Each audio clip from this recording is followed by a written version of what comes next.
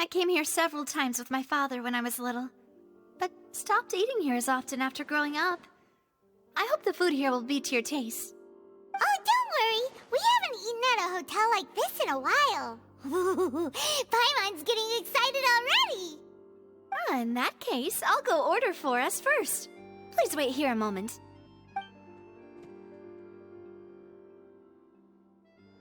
Ooh, everything looks so good. People in Fontaine sure know how to enjoy life. Why, of course. Go ahead, try whatever you like. If the food's good, I'll make a group reservation for the rest of Spina di Rosula next time. And if it's not? Well, then I'll still bring everyone. Albeit with only one dish per table. You, sure have your own way of doing things. Oh, we called this a farewell meal, but we could also treat it like a victory feast, right? We did just win that case after all. Oh, true. Very true. In that case, boss, we'll have another 2 dishes. Huh? Paimon didn't mean that you had to order even more food.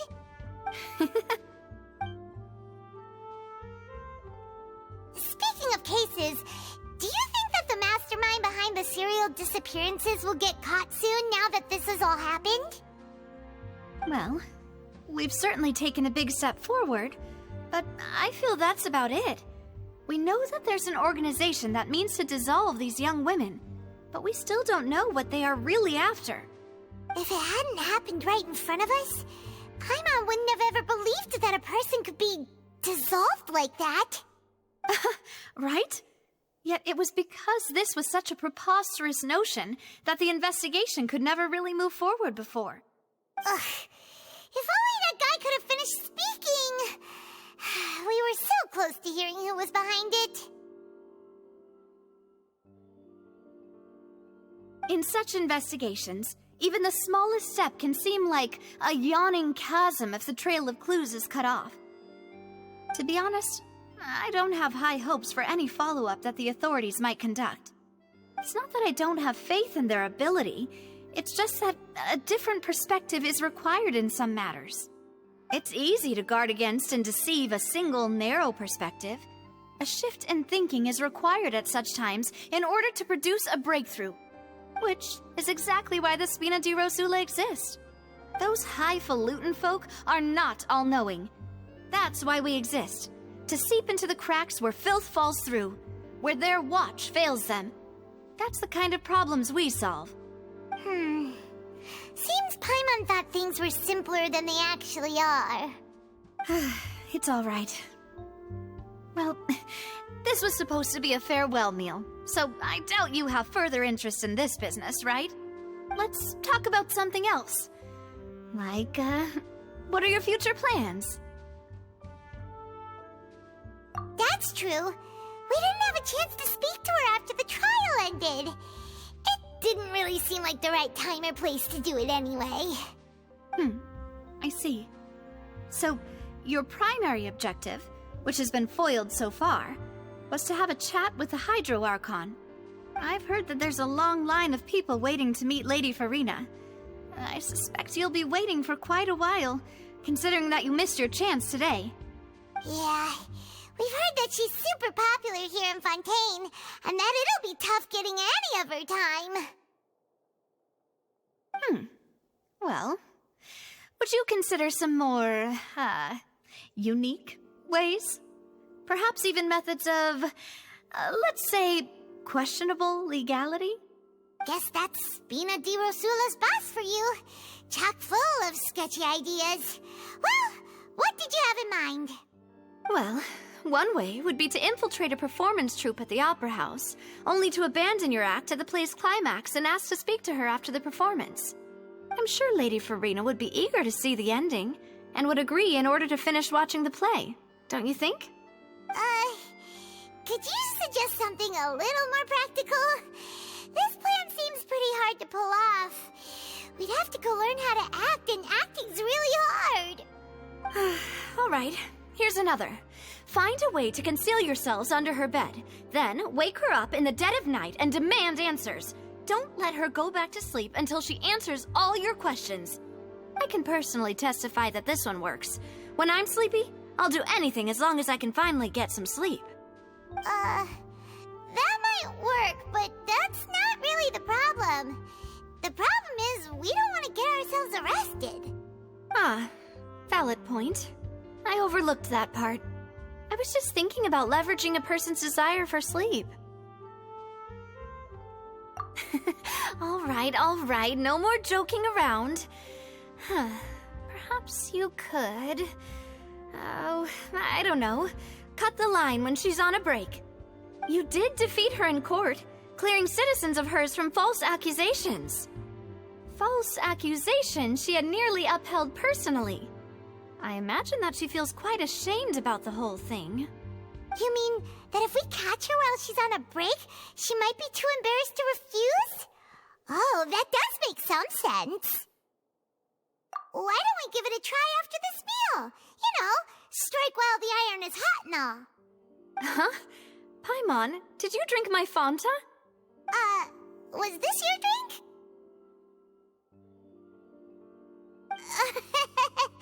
Sorry about that. Paimon wasn't really paying attention and the cup was right next to Paimon. Would you like to order another? No, it's fine. We're just about done here. Alright. Honestly, Paimon wouldn't recommend Fanta anyway. It tastes kind of salty and icky. Is that so? Huh. Well, in that case, we'll have to blacklist the Fanta here then. If we're all finished eating, then I'll go pay. Yeah, we're stuffed. Thanks for the treat, Navia.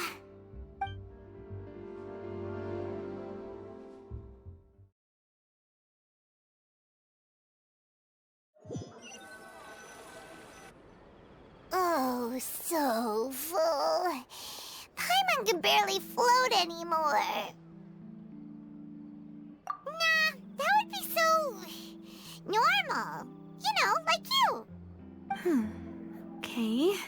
As for expenses this month, we're left with... Hey, Navia! What are you doing over there? Oh, nothing. It was just a meal, you know? Nothing the Spina di Rosula can't cover. Let's get ready to try to meet the Hydro Archon again. Bye, Navia! So this is goodbye, huh? Well, if you do encounter any other trouble in Fontaine, you're always welcome to contact the Spina di Rosula. I'll give your requests the highest priority. In any case, I wish you smooth sailing. I'll see you again, partner. See ya!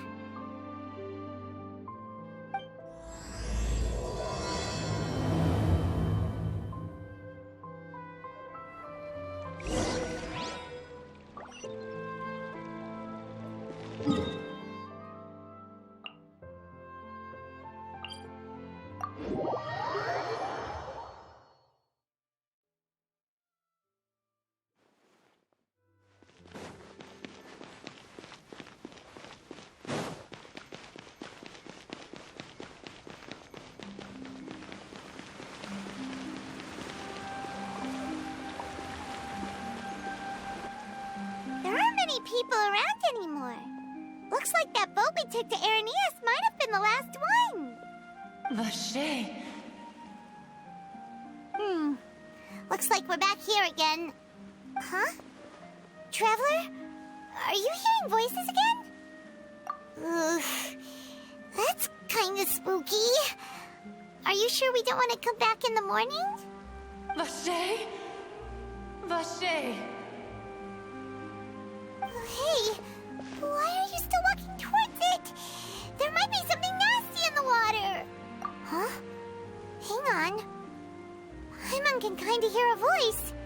It's calling for Vache, right? Hey, Traveler? Stop walking! Come on, wake up!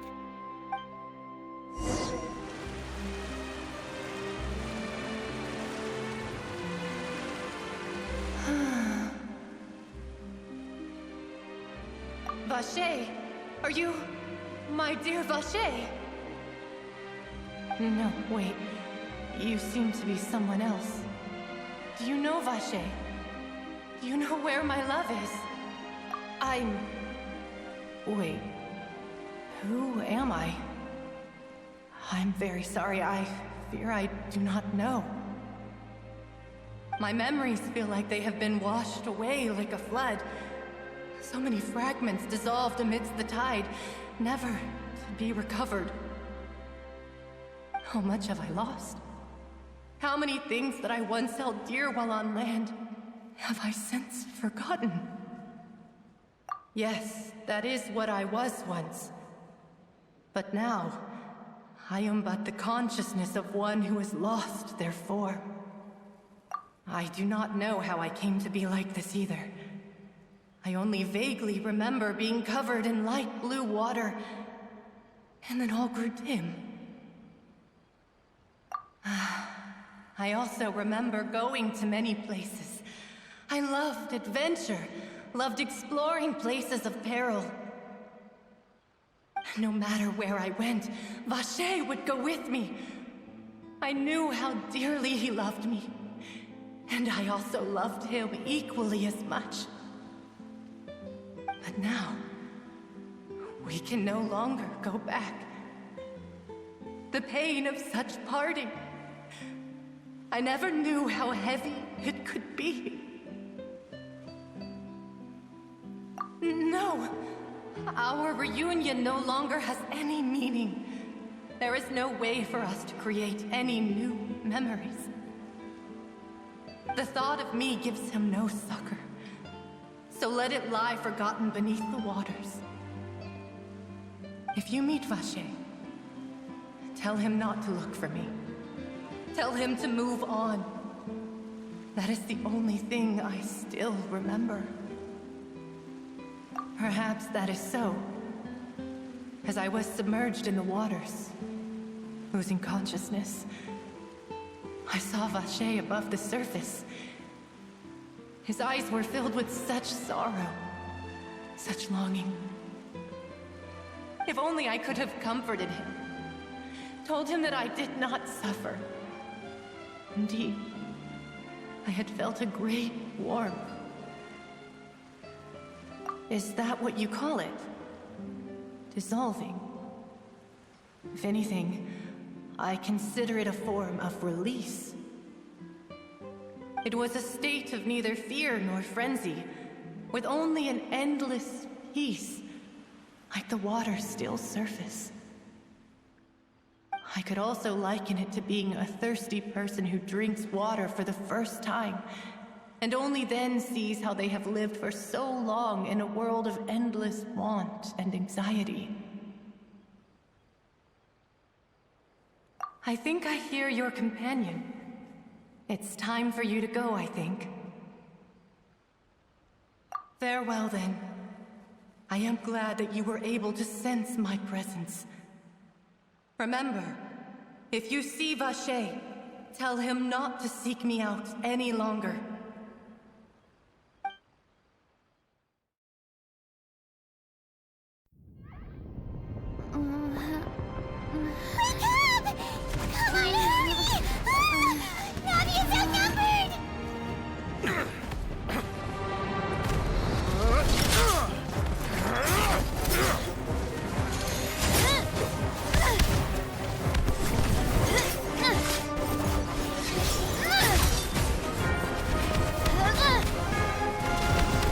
Look out!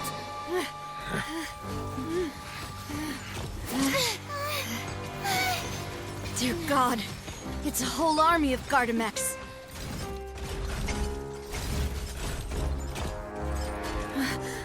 Chlorand?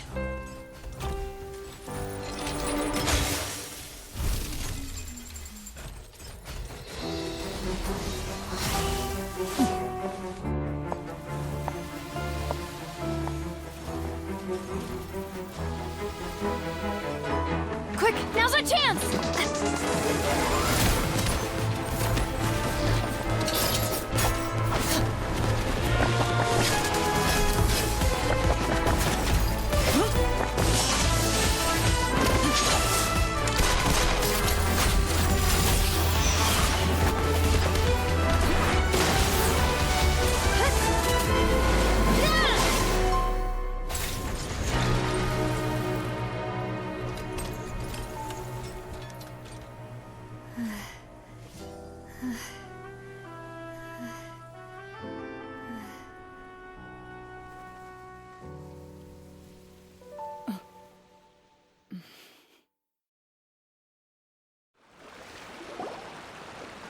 I should thank you for lending us your sword there, Clorand. But before I do so, could you explain how you managed to show up here? I followed you. It seemed to me that danger has followed you more closely as of late. I believe that following someone without their knowledge is actually called stalking, is it not? Mr. Callus's last wish was for me to ensure your safety, and I will not betray his trust. He would do the same, were he alive today. Do not speak of my father! Sorry, demoiselle. I was not strong enough. Thank you for your aid, Miss Clorand, but do keep an eye out for your manner of speech. I believe we all wish to avoid unnecessary emotional harm. Sorry, I did not consider your feelings. Whatever. What else do you know? How did you come to the conclusion that I'd be in grave danger? I doubt I know much more than you, but I believe that the mastermind behind the serial disappearances is very powerful. Your performance tonight will almost certainly attract their attention. I'm sure they've known about me. To be honest, I'm shocked it's taken them this long to act against me. And what about these Gardamex? I thought only those associated with the Maison Gardiennage could control them. None of these mecha have serial numbers. I was sure to check a moment ago. They are not the ones used by the authorities to enforce the law. I can only conclude that some powerful or wealthy party must have obtained them via illegal means, deploying them as a private force of sorts. What? Your point being that they're out of Spina di Rosula's league, then? Yes. Be careful, and do not act rashly. I will continue investigating no matter what. We will bring the truth to light. That's my father's true last wish. Regardless, thank you for your help today, Clorand. But if you get any ideas, tell me first. I don't much appreciate being followed. I do not think that they'll strike again anytime soon. So I shall stop following you. Good day, all.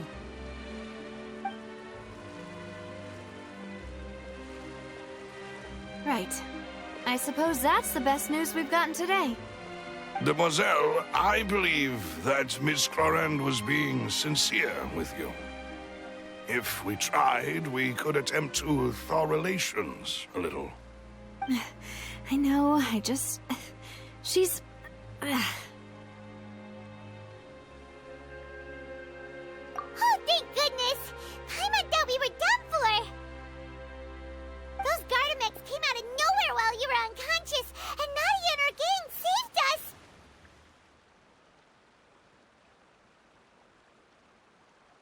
Oh, and there was that champion duelist named Clorand who came out to save us too! We got lucky there. Paimon probably couldn't have fought them off otherwise. Oh, come now. Forget all that polite talk. That wasn't really a farewell meal we had back there. Not for me, anyway. In truth, I hope that every meal we have together shall be a victory feast. As such, we're still partners. There's no need to thank me. It will take 50 years for me to match Demoiselle's magnanimity. If it were me, I would have joined the Spina di Rosula on account of her goodwill long ago. All right, you two. That's enough. Actually, Navia, how did you know that we were in danger? You sure did show up in the nick of time. Well, to be honest, you're the one who tipped us off, Paimon. Huh?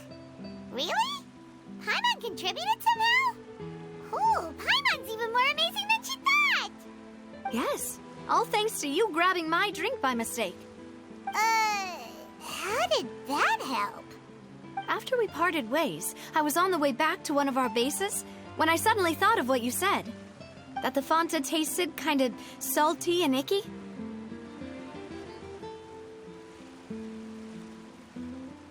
Fanta only comes in sweet flavors, so how could it have tasted salty? The color of the drink, if I recall, had also been a bit off. So the Fanta had been spiked with water from the primordial sea? Yes. So, if you hadn't drunk that cup for me...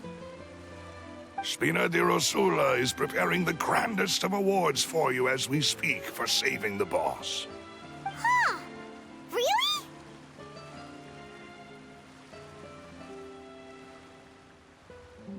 I sent people to Hotel de Boer to investigate, but whoever did this left no trace at all.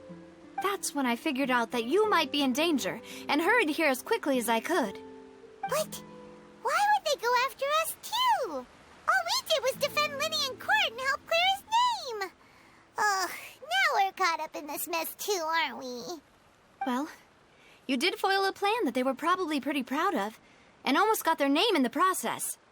Speaking of which, did anything strange happen when you drank the primordial seawater?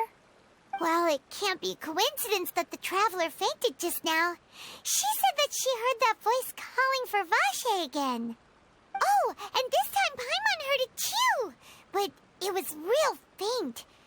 Does this situation have to do with the primordial seawater then? Does that mean the primordial seawater raises someone's sensitivity to hydro when it's used on people who are not from Fontaine?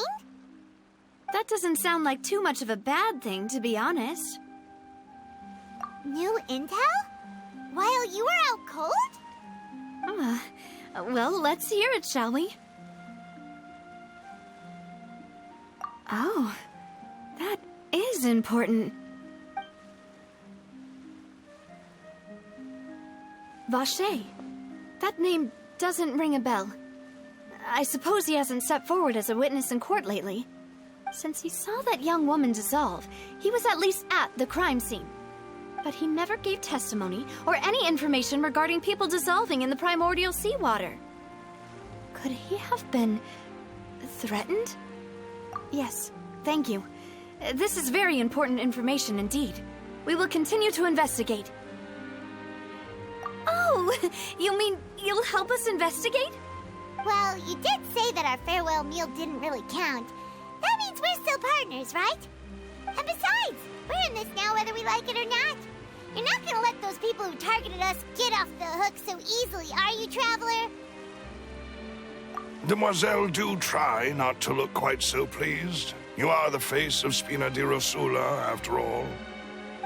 You talk too much. Well, in that case, let's head back to one of our bases, shall we? I'll arrange accommodations for you. We also have some plans to go over, and hopefully we can deepen our bonds as partners. But we'll take that one step at a time, I guess. Don't worry, you two. With us around, our base is definitely secure.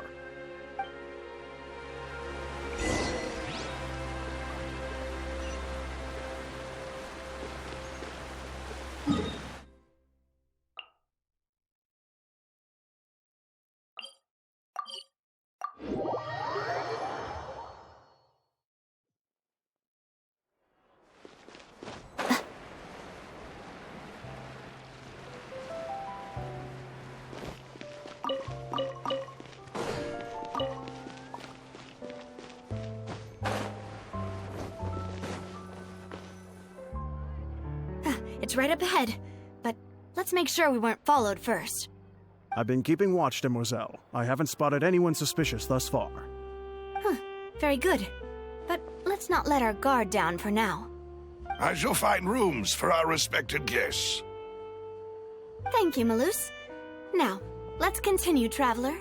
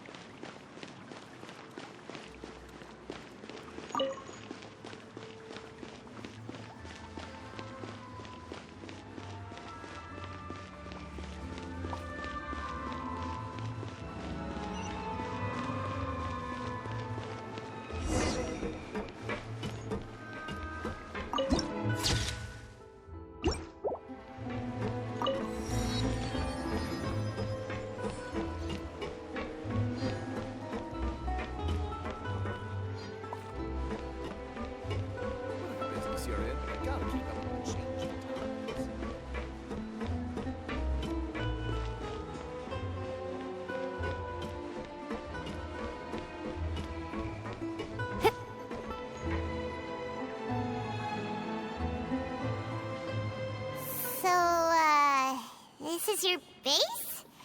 It's not quite what Paimon imagined. Your accommodations have been arranged. Under the present circumstances, I can confidently say it's the best we have.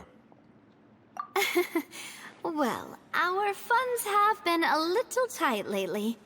After all, we don't allow illegal or unethical profiteering. In fact, our funds often come from citizenry who support us.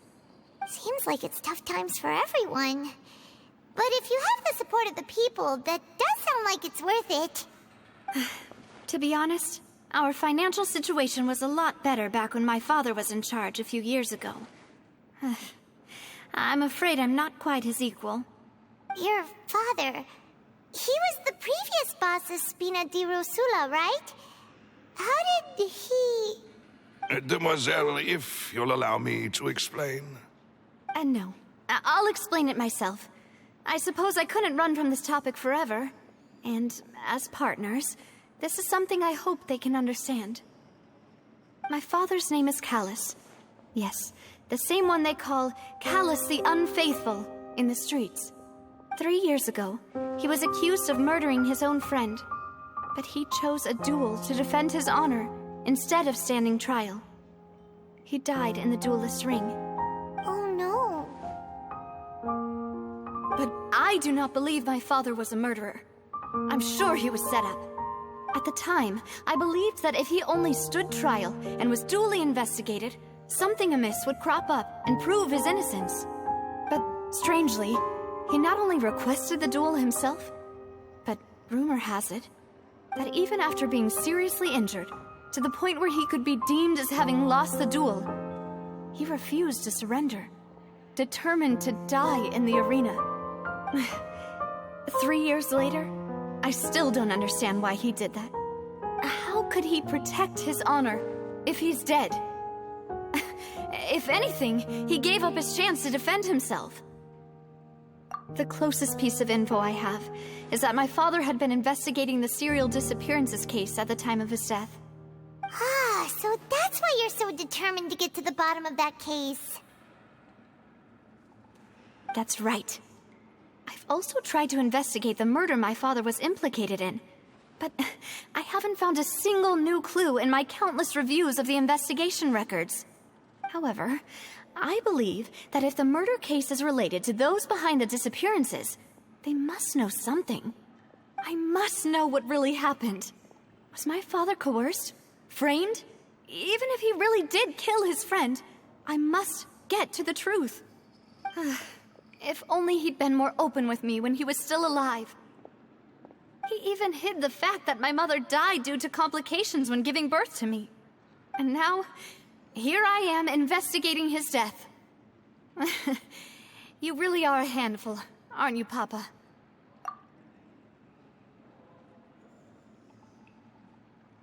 Demoiselle, please, if there is anything I can do, anything at all. I also will never believe that Master Callus murdered anyone. There are none whom I respect more than the two of you, Demoiselle.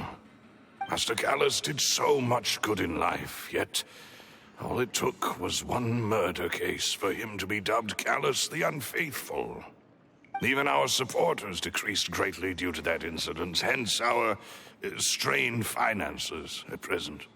Wait, if Callus was such a good man, wouldn't people at least be a little suspicious when he was accused? No. Perhaps people just revel in that kind of drama. It's not something exclusive to people from Fontaine, really. Everyone's like that. People love watching the evil turn over a new leaf, but they also enjoy watching good people fall into an abyss from one slip-up just as much. But how could... never mind. If Callus was really falsely accused, we have to find the truth. He didn't deserve to have that happen to him. There is one other thing. Master Callus's opponent in the duel was Ms. Clorand. Oh, her? Well, then, isn't that as good as saying that she was the one who killed him? Yeah, that's not the sort of thing that you can just let go and move on from. Miss Clorand has always placed great emphasis on the honorable nature of the duel. If her opponent doesn't yield, she will not stop either. She knew Master Callus beforehand and greatly respected him, but seeing how he was resolute in the arena, there was only ever one choice she could have made. It's not that I don't understand her at all, but I just can't deal with this yet. Don't worry, Navia. Paimon knows how you feel. You don't have to force yourself to do that. Afterward, Miss Clorand told us that at the start of the duel, Master Callus requested that she ensure Demoiselle Navia's safety.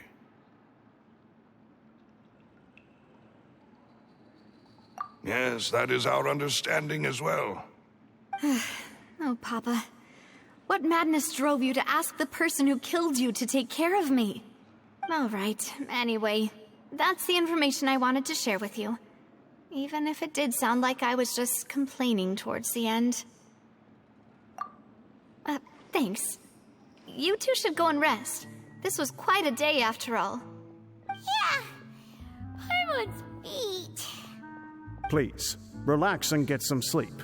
We will ensure you rest soundly.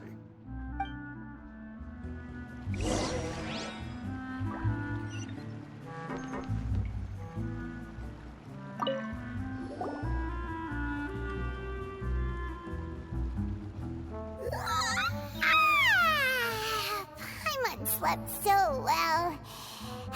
This place feels almost too safe. Huh? Navia? Where did the other two go? I sent them back to Poisson. It's Spina de Rosula's place of origin, and where we have our headquarters. There's not much for them to do here at the moment. Paimon gets the feeling that you're just trying to get them off your back. But never mind that. When did you get back? Were you waiting here the whole time? No, I just returned after going out for a while. I did some investigating yesterday regarding the name Vacher. Wait, so you didn't sleep at all? How could I after having such critical new evidence appear? Guess Paimon wasn't speaking for everyone just now, huh? Unfortunately, this name seems to have been wiped from existence. It doesn't seem to have a match anywhere. I suspect that those behind this have already taken steps to hinder an investigation from this angle. But that does prove that this Vacher person is a key witness in the incident. Does that mean we're too late, though? No. There is one ray of hope. One place in Fontaine that they would find almost impossible to threaten, no matter how much they wanted to. And that is the archives kept by Chief Justice Neuvillette, a place where detailed files on all the cases in recent years are kept. If the Oceanid you met is one of the young women who went missing recently, we should be able to find some related information there. So Neuvillette maintains an archive of case files? Whew. Guess that's the hard-working Chief Justice for you. In that case, let's go talk to him, shall we? Aren't you coming along, Navia? Did you get tired? No, it's nothing. Let's go see the Honorable Chief Justice.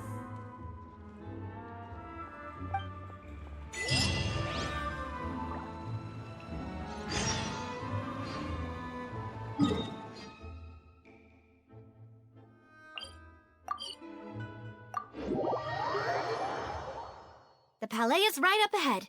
Come on.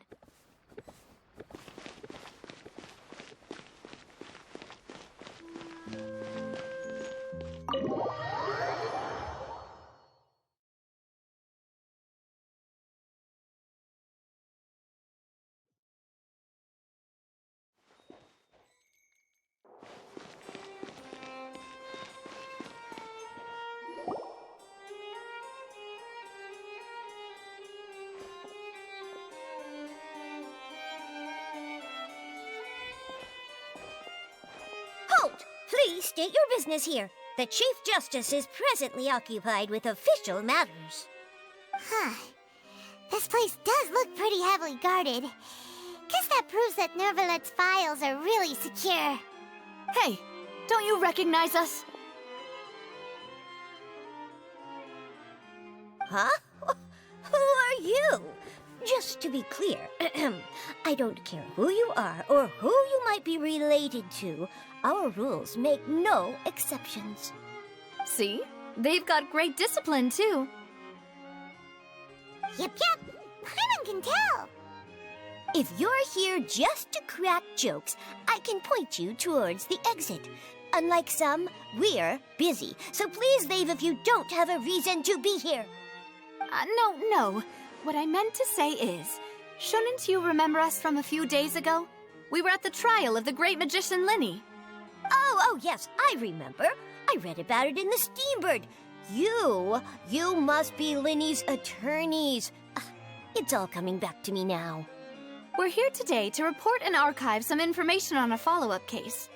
Huh. Is that even a thing? Of course.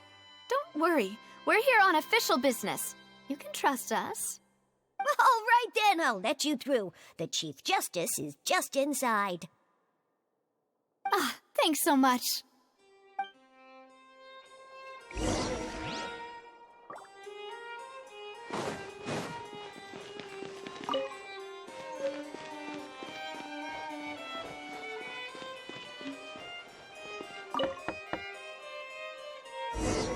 Please come in.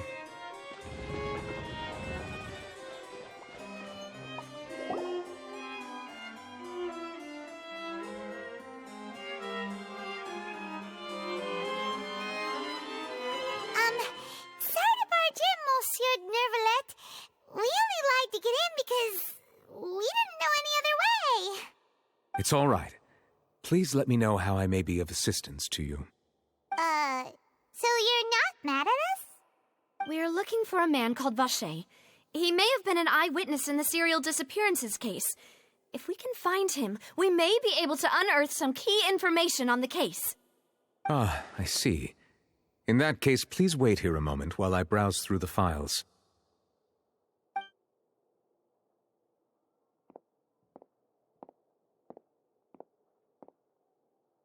Who knew that Nervalet would be so easy to talk to?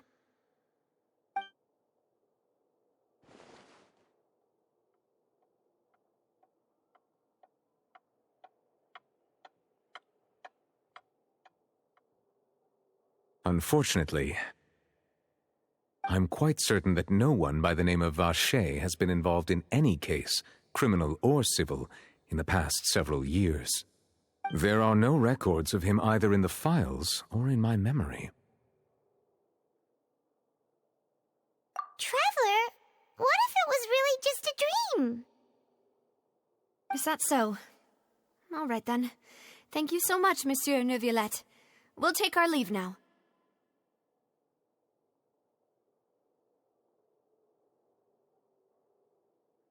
Ahem.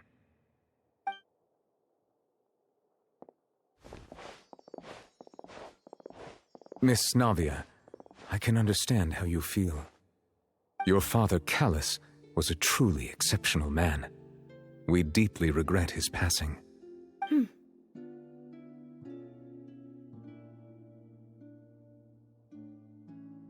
And what are you trying to say, Monsieur Neuvillette? Are you trying to console me? Extend your sympathy? Or just express some tendril of regret? No. You are not trying to do any of that.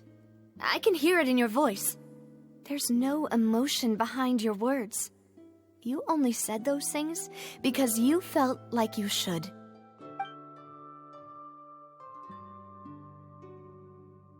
It's just like last time. After my father took his place in the duelist ring, I pushed through the guards to talk to you as a last resort. You even told me then that you thought there was something fishy with the case, yet you still allowed the duel to go ahead. In your eyes, the value of a human life is nothing compared to those cold laws you hold so dear. If you truly regret my father's death, then why didn't you call a stop to the duel? Why didn't you give me the power to stop him from throwing his life away? Why did you just let him die, despised and hated by all? Everything was hanging on a thread at that moment. Just the tiniest effort could have changed everything. There are still so many things I never got to tell him. So many questions he still owes me answers to. If you really have no heart, then just look me in the eyes. I, Navia, will show you the true meaning of regret. I'm sorry, Miss Navia. You and my father are truly alike. You keep all kinds of things in your heart and never say a word to anyone. It's not so much that you can't feel, but that you would never express anything. Oh well. In any case, everyone already knows full well the apathy of the Chief Justice. My apologies for taking my emotions out on you, Monsieur Chief Justice. Let's go, Traveler and Paimon.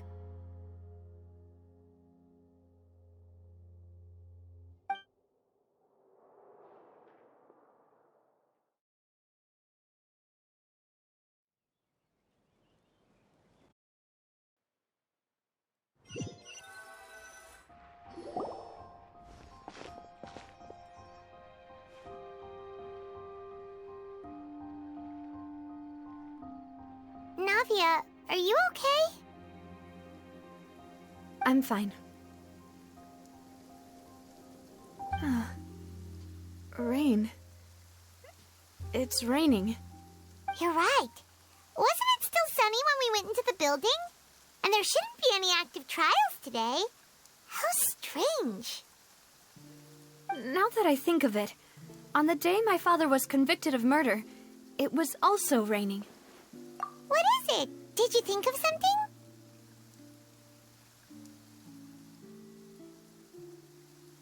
Yeah, he was outside. It was uncovered and the rain could fall there. Why? Do you think the rain could have affected the crime scene? That thought has occurred to us before. We've even expanded the search area to try to account for that, but didn't find anything of value.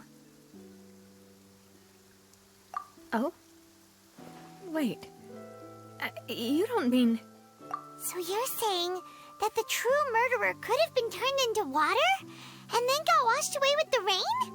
Yeah, and if that's what had happened, then no one would have believed your dad, even if he explained what he saw to the authorities. I really think I found a true genius for a partner. You're completely right. How did I not connect the dots earlier? All right, let's go to Poisson. With this new lead in mind, we'll get to the bottom of my father's case for sure. Yeah, we're gonna make progress for sure this time. Do you want to go with me now? Or do you want to head over by yourself later? Great. Let's go then.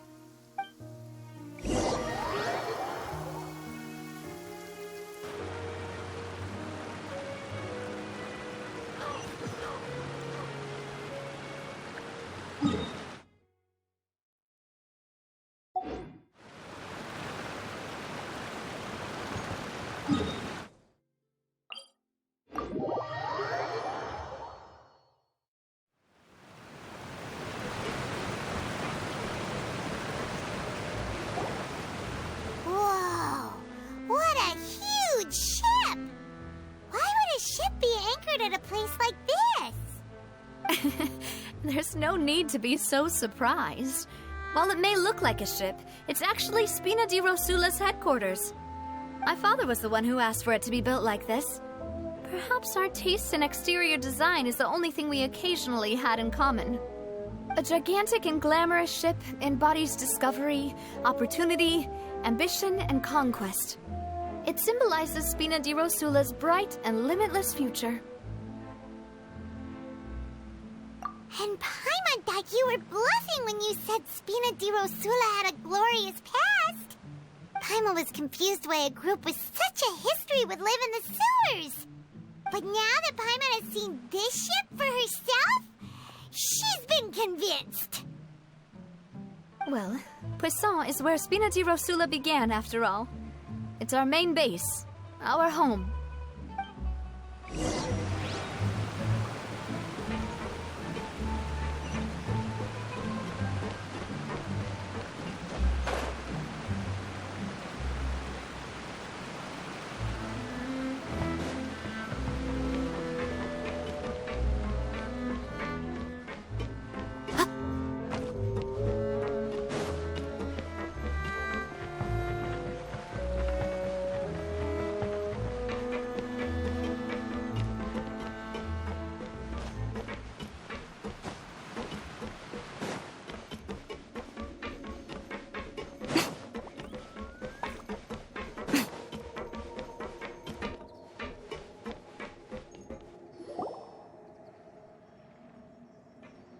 Melus, we're back! Apologies for the wait, demoiselle, and our most important partners. You said before that you still had some business at the court. What brings you back to Poisson so quickly? About that. It's because my partner here reminded me of something really important. You see, what if my father's case had something to do with water from the primordial sea? You still remember, right, Melus? On that night, it was raining? Yes, the case was quite similar to that of Mr. Linney's. Both were what you'd call impossible murders. Could you tell us a bit more about what happened before? Yeah, of course. Many years ago, something called synth began to gain popularity in Poisson. At a glance, it was a kind of drink that could excite your mood and produce many pleasant hallucinations. Wait! Didn't that guard guy who turned into water also mention that the primordial water could be used to produce some kind of potion? Yes, he did. Considering what we know now, it's almost certain that synth is created using water from the primordial sea. If you drink synth for an extended amount of time, you'll suffer many side effects, such as losing the ability to focus or control your emotions. And if you were to stop drinking it completely, you'll experience flashes of paranoia and anxiety while lacking energy to do anything. It's an extremely dangerous substance. As he oversaw Poisson, my father was compelled to put a stop to synth abuse and called for a complete ban of it. Boss's uncompromising attitude incurred the synth vendor's wrath, but no matter how much they threatened or bribed him, he refused to yield. Not only that, Boss became determined to find the mastermind behind the synth operation and put an end to the problem once and for all. Yes, but the enemy was very cunning. So he could never get anything out of the dealers, all of whom only sold the stuff and weren't privy to the rest of the operation. Recognizing that, my father decided to contact the dealers in secret and cultivate personal relationships with them. Finally, he was able to convince someone to become his informant. The man's name was Jacques. He felt greatly ashamed about his work after seeing many families destroyed by synth abuse. That night, my father hosted a banquet at his countryside estate. He planned to meet up and exchange information with Jacques over some food. But then, we heard 2 gunshots from the courtyard. We raced to the scene and found my father, still holding a gun, and Jacques, who was already dead on the ground. Huh? How did that happen? Aren't they on the same side? Sounds just like Lenny's case, doesn't it? In both cases, the culprit seemed obvious, but neither appeared to have any motive at all.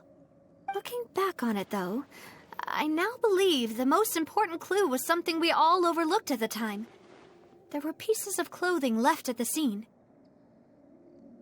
Precisely. It's all thanks to you that I made the connection now.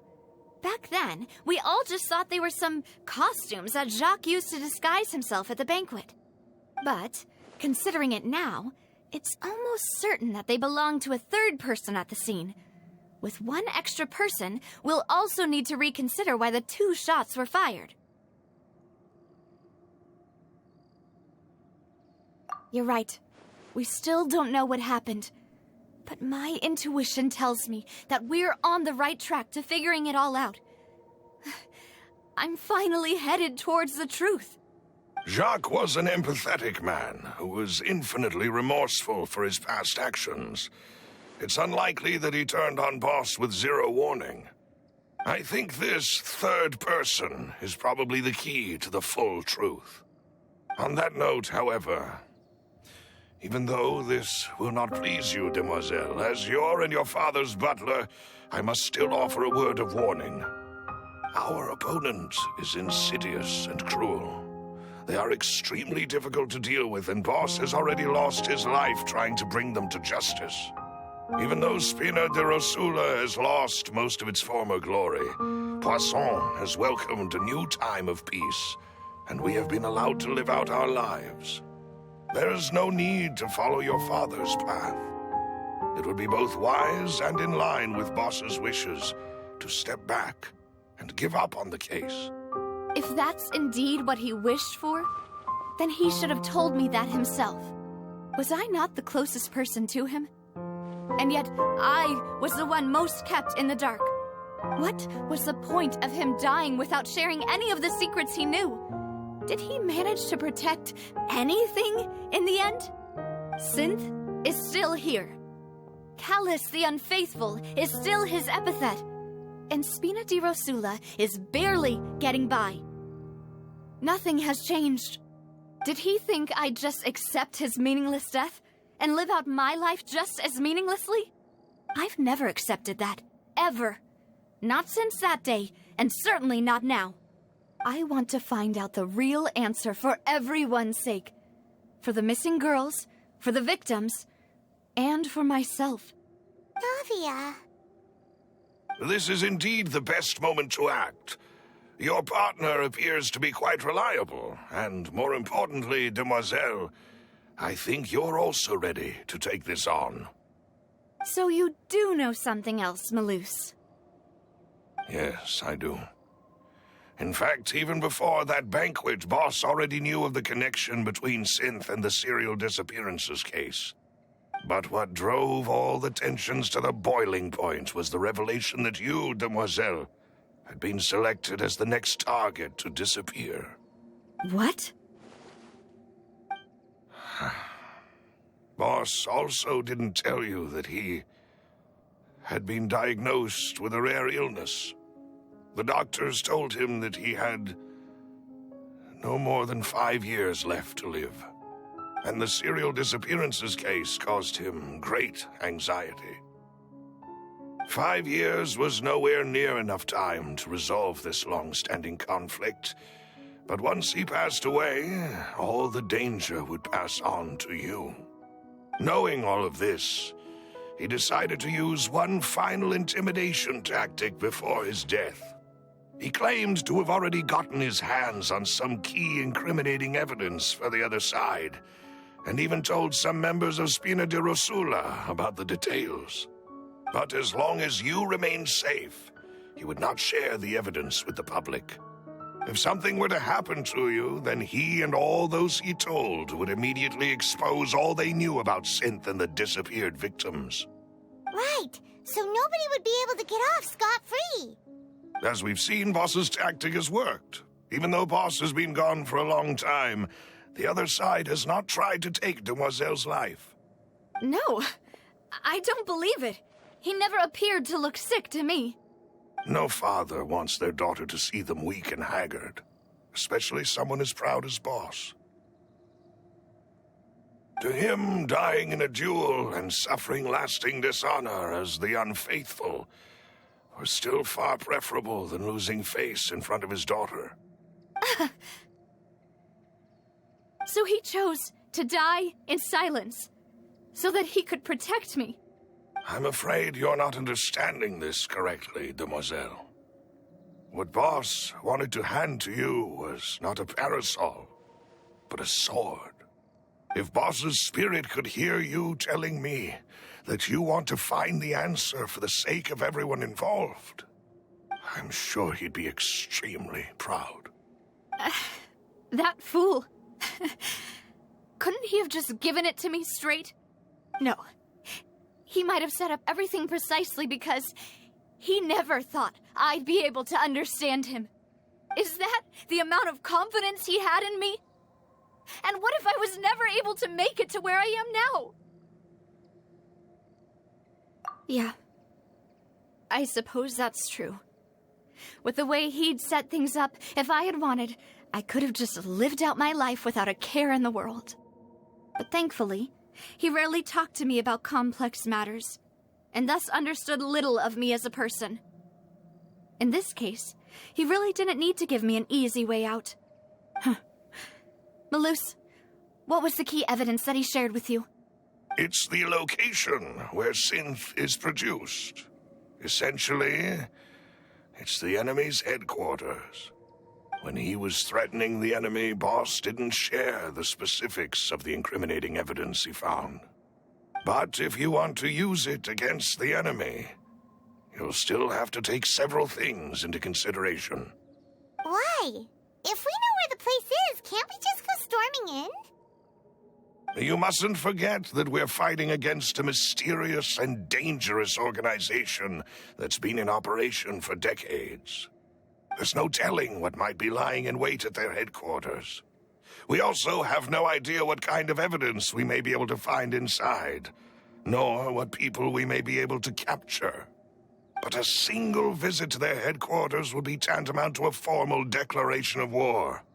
The worst case would be that we leave empty-handed, but also open ourselves up to full retaliation. Then, in that case, why not work with the Fontaine authorities? Well, you saw one of them dissolve during Mr. Linney's case. We have no idea just how thoroughly they may have been infiltrated. Huh. That's true. Seems my father really had no choice. But things are different now. It should be a lot easier to prove the other side's guilt, now that we've connected Synth with the disappearances case. You sound like you've put a lot of thought into this, Malus. I am the butler, after all. I live but to serve the boss and Demoiselle's will. I've always been willing to take on any kind of risk for your sake. But considering my relative lack of ability, I've spent my time keeping secrets, performing basic investigations, and waiting for the right time to come. Thank you for all of that, Malus. Have you discovered anything new in the past few years? Let me think. One conclusion I came to was that the enemy must be quite familiar with Spina di Rosula, or at least have an informant planted here. When I announced orders to the organization's members on Demoiselle's behalf, I used to deliberately keep a few people in the dark and observe the reactions of the synth vendors. If the vendors didn't change their plans, then the individuals informed of our orders must be innocent. If the vendors packed up and fled, however, then someone must have given them the news. After several rounds of testing and investigative tracing, I've narrowed the suspect list down to 3 people. The first is Florent, Spina di Rosula's senior advisor. Huh? Florent? Yes, surprising, isn't it? He was one of the people Boss trusted the most, which also means that he was someone who understood Boss really well. Thanks to his position within Boss's innermost circle, he always knew our upcoming plans and could thus avoid capture this whole time. There's someone else like him too. Marcel, the head of Confrérie of Cabrières. Uncle Marcel. It's a guild in Poisson. Boss helped it to grow to its current size and prominence. In the beginning, they were only reselling some daily goods, but now they're one of the richest guilds around with a lot of business connections in the city. So, they're like a sister organization of Spina di Rosula? Yes, you can say that. When we were fighting against the synth dealers, they provided us with plenty of support. It's a bit difficult to imagine someone using their own money to hunt down themselves. The final suspect is Thierry, the man responsible for coordinating information between Spina di Rosula and the guards. Although the guards mostly leave us to our own devices, there are still many activities we have to report to the local authorities. Since Thierry is always in the know about our current activities, he could theoretically always plan one step ahead. I see. These are all people who I communicate with quite regularly. To think that the enemy we've been fighting against has been right next to me all along, among those I trust the most. It's almost too hard to believe. If you want to investigate them, please take every precaution to not alert the quarry. Judging from our experience, the enemy is extremely cautious. Of course. And thank you, Malus. You've provided us with a lot of great information. You're too kind, my lady. I'm just doing my duty. And before I forget, proving Boss's innocence would also mean clearing him of blame in Jacques' death. After that incident, Jacques' wife and daughter were taken into the Spina's care. They still live in Poisson today. If it might help, you could also pay them a visit. I can make the necessary arrangements. Oh, thank you so much, Malus. You really are the best. A new case awaits, my dear partner. I hope we can work together to uncover the truth and end this case once and for all.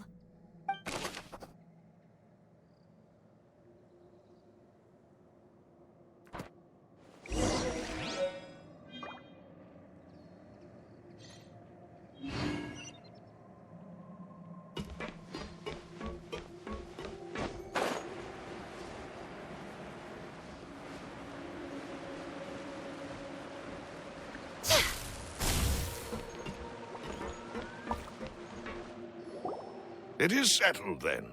Please excuse me, and enjoy your conversation at your leisure. Thank you for arranging everything for us, Malus. Excuse me, miss. Do you need anything from us? Oh, Hey, Navia's all quiet. This isn't like her at all. I'm sorry that I only came to visit after all this time. After what happened, I didn't know how I was supposed to face the two of you. Ah, if it's about that, there's no need to apologize. After my husband died, Spina di Rosula sent us a lot of mora and support. I understood your guilt and apology to be genuine. But aren't all of those things nothing compared to the loss of Jacques? I can understand the kind of pain that comes with losing a father so needlessly. You don't understand at all. I didn't know how to face you, because I didn't know what I could possibly bring as a consolation gift. I know only the full truth could bring closure to you, and to all of us. I'm sorry. I appreciate the sentiment, but you don't have to carry all that guilt. On the matter regarding my husband, my daughter and I have more or less found our answer already. Would you mind sharing it with me? I really can't believe that my father could ever bring himself to shoot Jacques. I always knew that my husband's money was earned through others' suffering. He told me countless times that if he could turn back the clock, he would never go into the synth business again. He had many regrets, and felt that he took the idea of providing for his family too literally. For the longest time, he thought Mora was everything. So when Mr. Callis came to him with a proposal, he accepted it almost immediately. He tried to be as careful as he could, but even so, he was still found out by the higher-ups. They found out about his betrayal?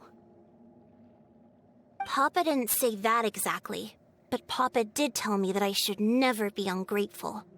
Before he left that day, he told me that he had no choice. It was only later that I realized it was his final farewell to the two of us. I don't know that for sure, but you could say that's the conclusion I eventually came to. Which is why I'm the one who should feel guilty. Callis had always taken great care of us, both when he was still alive and after he passed away.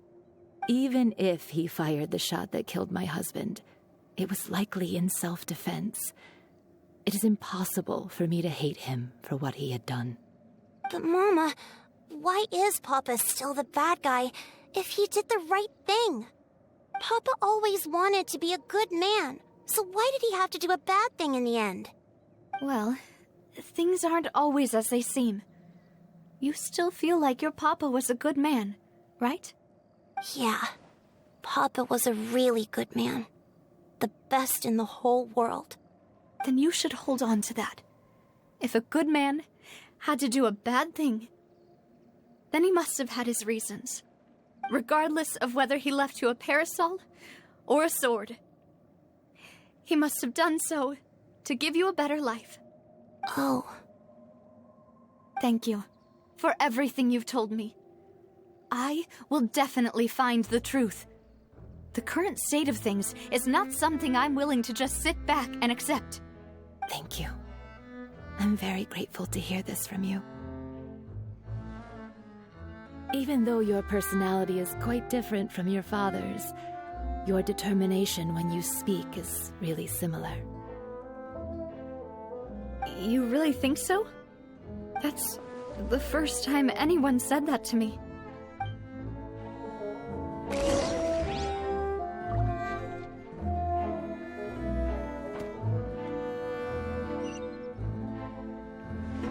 Are you okay, Navia? I'm fine. Don't worry. Let's investigate the 3 suspects next. Florence should be nearby, and we should be able to find Thierry and Uncle Marcel in the city. I'll get myself together on the way, so please don't worry.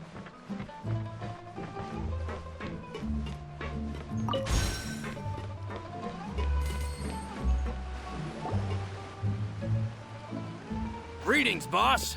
How may I be of assistance today?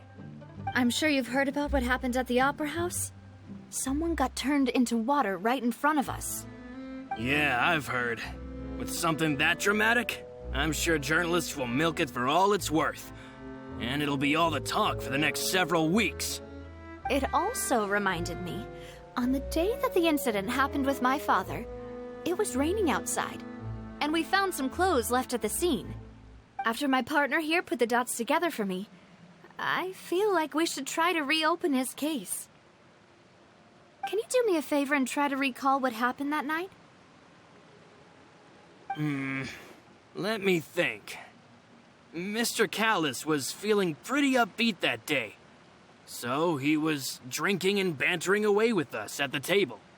After that, he told us that he wanted to go get some fresh air. So we let him go without thinking much of it. Who knew that we would hear 2 gunshots ring out right after? My first reaction was that Mr. Callis's life was in danger. So I grabbed my holster and made a mad dash toward the scene. But when I got there, it was already too late. Mr. Callis was standing over a dead body with a gun in his hands. All we could do was look back and forth at each other, not knowing what to say. So you also remember 2 gunshots then? Indeed. The guard said that the first shot didn't hit anyone, while the second killed Jacques. But I've never really bought that explanation. Reason being, Mr. Callis had left his gun on the table. I even made sure to confirm that before running to the scene. But according to the guards, that doesn't mean he couldn't have had other guns on his person. About the clothes left at the scene that you mentioned, do you think there was a 3rd person there who was turned into water? At least from our perspective, my father had no reason to kill, so he would also have no reason to bring an extra gun with him. The gun he was holding probably belonged to Jacques, or a 3rd person on the scene. Yeah, that makes a lot of sense. So you're saying Mr. Callis ended up with the gun because he seized it from one of the other guys?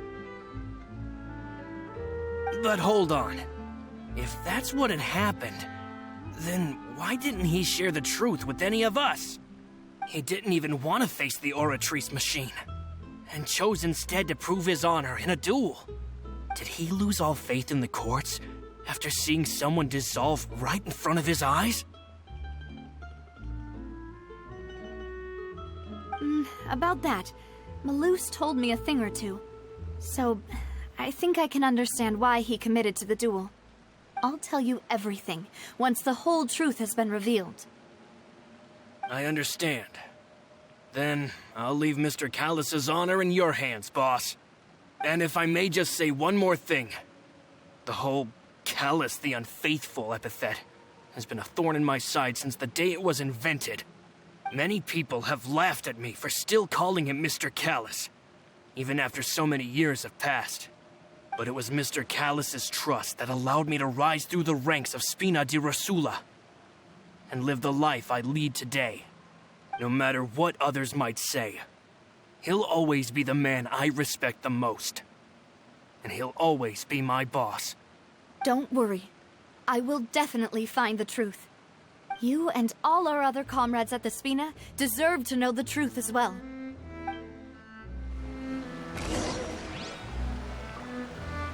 It's just like teachers. You gotta invest a lot before you can start over.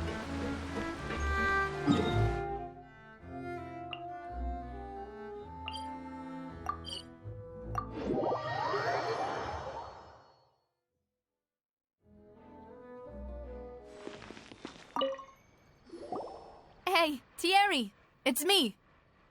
Oh, now, what brings you here, Miss Navia? I've heard that you made quite the name for yourself at the Opera House. Oh, so you've caught news of that already. Oh, okay. Hey, I'm also a member of the Guards, you know. The way you make it sound, people would think I was sent off to Poisson because I had done something wrong. Are you sure there isn't a little bit of truth in that? Under normal circumstances, shouldn't you have been called back to the city already? I mean, where I work is really up to me. Let's just say I enjoy the ambiance of Poisson. Callus did a fantastic job running the town, building Spina di Rosula from the ground up and clearing many obstructions in my way. It would be next to impossible for me to find a similarly easy but high-paying job in the city. Anyway, enough chit-chat. Are these two friends of yours? You, here for some formal business? Yes. These two are my partners. What happened at the Opera House made us realize that Linny's case and my father's may be related. We're trying to reinvestigate the details of my father's old case. Ah, I get it. You think there might be more to the case now that we know people can be dissolved into water, right? I was also flabbergasted when I first heard of it. If you want to go through the original files from your father's case, I can help you look for them. That'd be much appreciated. Thank you. Actually, I have another question. Do you have the authority to dispatch Gardamex? Of course. Without them, I couldn't possibly handle Poisson on my own. Why do you ask? We definitely can't use them to forcefully get more evidence for your father's case. Well, you see, just recently, we were attacked by a horde of unnumbered Gardamex in the city.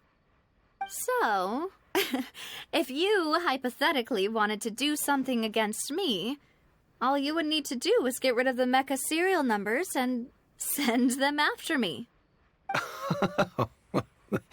Then you think too highly of my abilities. Dispatching mecha is very different from controlling them. If I had to make an analogy, when you order a dish, the chef will make it for you. You can ask the chef to cook, but not to massage your shoulders or carry your baggage. If you try to make unreasonable demands, the chef would just think you're out of your mind and ignore you completely. The same goes for me and my Gardamex. Removing a serial number is also not as easy as you might think. There are a lot of complex steps to it, and it's almost impossible to keep it a secret. So I can promise you, those mecha were definitely private units. They're certainly not cheap. So whoever their owner is must be super rich, powerful, or both. Now that you mention it, though, being in the synth business would definitely be profitable enough to afford this. Oh, then you're officially in the clear, Thierry. Oh, well, thank you for the vote of confidence, Navia. Jokes aside, I'd like to wish you all the best with your investigation. I'll be staying in the city for a little while, so just come find me if you need any support from the guards.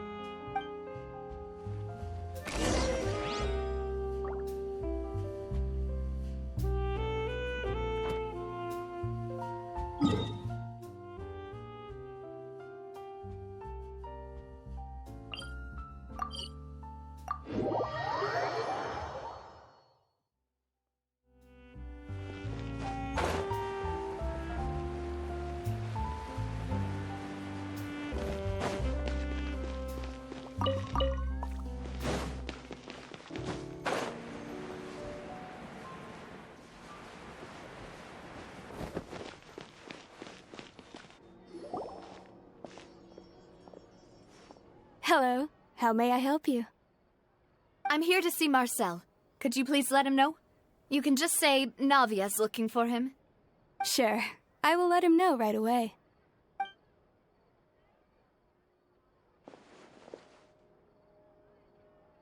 Navia, hello. Sorry to keep you waiting. I'm not as young as I used to be, so my legs are giving out a bit. Oh, it's all right, Uncle Marcel. There's no need to stress. I just wanted to talk to you briefly about what happened in the Opera House. I'm sure you saw everything too, right? Yes, I've never seen anything so strange. Oh, you were at the Opera House too? That's right. I went there with Navia to see the magic show. Who knew it would turn into a whole murder mystery? I also witnessed your marvelous sleuthing work. Quite impressive. To beat the Hydro Archon at her own game on her own turf, I can already imagine everyone in Fontaine discussing your exploits over a few glasses of wine. Oh, Paimon doesn't want to become the talk of drunkards. Apologies. It's just how Fontaine is as a nation. Everyone loves drama and theatrics. Uncle Marcel, you've also noticed that other thing, right? The fact that humans can dissolve in water? Yes, I was reminded of your father's case right away. Is that what you're investigating now? Exactly.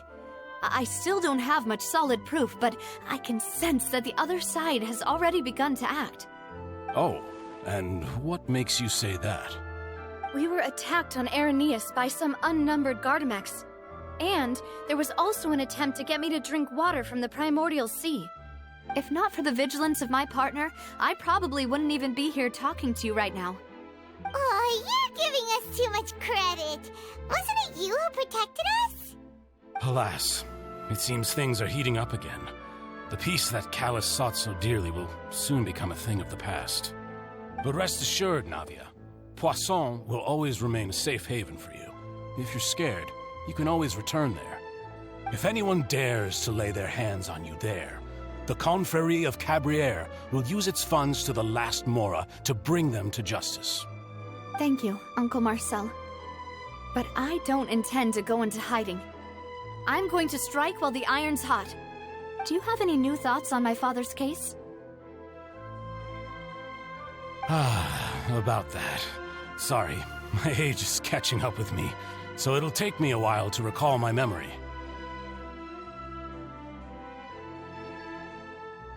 The Confrérie was responsible for that banquet, so I was out and about the whole time making sure things were running smoothly. I didn't even have the time to drink with the guests. Then I heard the sound of a gunshot, and the rest was history. Oh, it's okay. No need to push yourself. We'll ask around some more, see if there are any valuable clues elsewhere. Sounds good. Just let me know if you ever need Mora. All my wealth comes from Callus's patronage and support. I'll spend however much it takes to clear his name.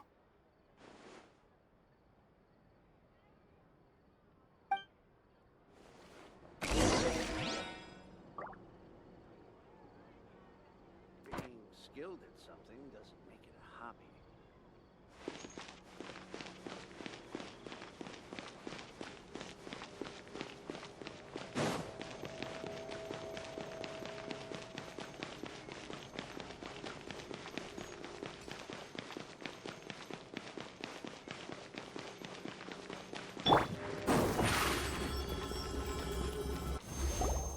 we've talked to all 3 suspects, purely based on their conversations with me. None of them sounded particularly suspicious. I suppose that's to be expected, though. If a single conversation's all that's needed to find them out, then my father wouldn't have needed to investigate the case for so many years. Anyway, even though we didn't make a breakthrough, let's still compile what we were able to find. But where should we start? Ah, you're right! Flora mentioned that Callus probably only ended up with the gun because of circumstance. That makes sense. According to Jacques' family members, he already told them that he had been discovered, and that he had no choice before he left home that day. If I had to guess, he probably received an order from the synth boss to kill my father. Had he refused, he and his family's lives would have been forfeit. So, Jacques fired the first shot?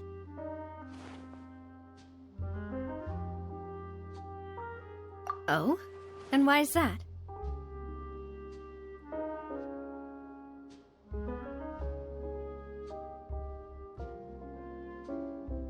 Ooh, that's a good point.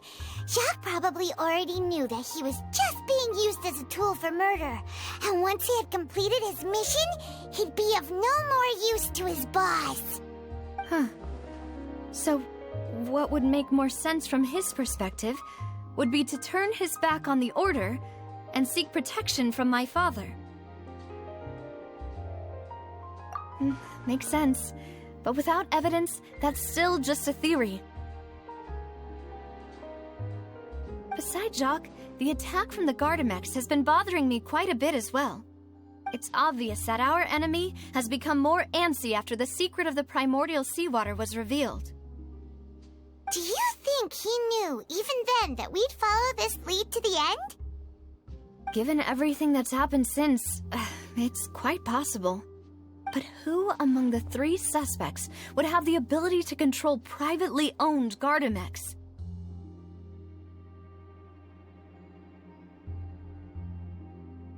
Thierry, you say? It is possible that he's figured out a way to convert the Gardamex for personal use. But I didn't feel like he was lying when he was talking to us about the mecha. I also don't think he'd be able to keep that kind of tampering under wraps. Yeah, had he actually tampered with the mecha, we'd be able to prove it with a simple check of the guard's inventory. If the mecha were taken from the guards, it should be pretty easy to find out when and how that happened.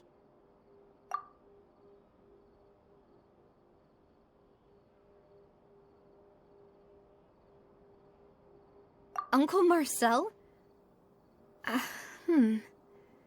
My father did really trust him. And they worked together on a large number of projects. Maybe that's how he got to know Jacques. And with funds from the Confrérie, he could also afford a large number of Gardamex. It's still really hard for me to imagine, though. After all, Uncle Marcel has been around since I was just a child. Also, wouldn't this mean he has been spending a whole lot of mora and energy to fight his own synth business? Florent? It is true that he was closest to my father, and thus had the best chance of learning about his dealings with Jacques. But as Spina di Rosula's advisor, his work mostly deals with personnel and security, so he shouldn't have much means when it comes to finances. So you're saying he's too broke to afford a mecha army? Exactly. He can't. And even if he could, I don't think he would be able to dispatch a whole group so quickly. Who could it be?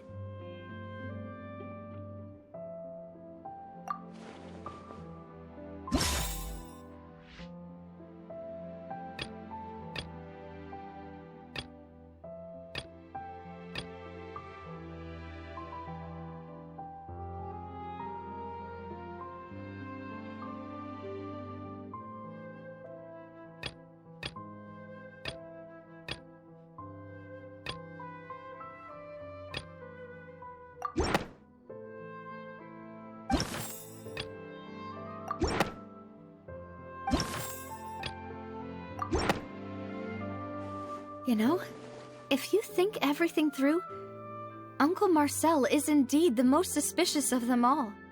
Could we be missing other suspects? Malus didn't know about the people turning into water thing when he narrowed it down to these three, did he? Malus has always been very reliable, and his judgment of others' trustworthiness has been fair and well considered. When he laid out his case for the three, the rationale he gave me made a lot of sense as well. The suspect is knowledgeable about the Spina's internal affairs, has the means to dispatch Mecha to assassinate us, and possesses significant intellect and foresight. Even if I don't want to believe it, I'm starting to see how things could all tie back to Uncle Marcel. Well, we still have another trump card on top of all the theorizing and speculating. Yes, Malus did say that charging straight in there would be extremely risky, but we don't have any other options right now. We need far more solid proof before we can hope to go charging in on our enemy. Navia, here you are.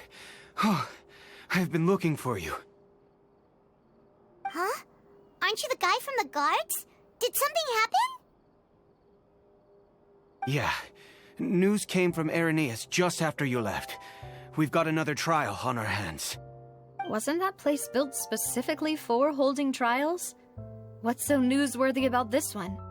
I know. But they said the person they're putting on trial is a Fatui harbinger called Tartaglia. What? Is that someone you know? Yeah, we know him. Maybe even a little too well. Well, he's been accused of being the true culprit behind the serial disappearances case. It's absurd, don't you think? Wait, how? None of our investigations have had anything to do with him. That's what I thought was strange about it, so I came to tell you the news right away. If the charge against him stands, then it'll be next to impossible to get the guards to support any of our planned investigations. Right, because they'll think they've already found the culprit. Yeah, and it'll be a lot harder then to clear Mr. Callus's name. I understand. Well, partner, what do you think we should do? We still haven't found any conclusive evidence. Huh? Split up? What do you mean?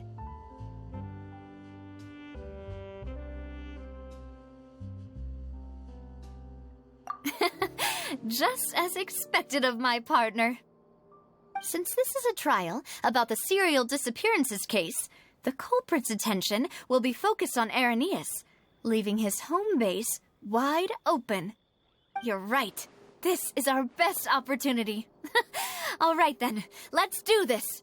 I'll stall them at the Opera House and charge Marcel as the true culprit. I won't have any chance of making that charge stick, though, unless we find more evidence. It'll be up to you to make it back in time and hand the decisive evidence to me. We'll help you, just like you helped us in Linny's trial. Demoiselle, please allow us to accompany you. I'm ready. Ah, Malus, Silver, when did you two get here? We heard that you'll be leaving Poisson and figured that you might require our assistance. It's our hope that your confidence will be bolstered with the two of us by your side. Thank you so much. Then, let's make haste for Irenaeus. Paimon, Traveler, I'll see you at the Opera House. See you then!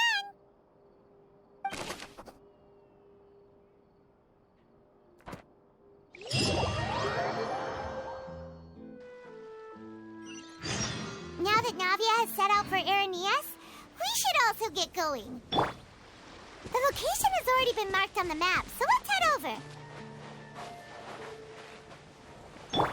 I see everything. Huh. According to Malus's info, the synth production base is underwater. Let's go and try to find the entrance.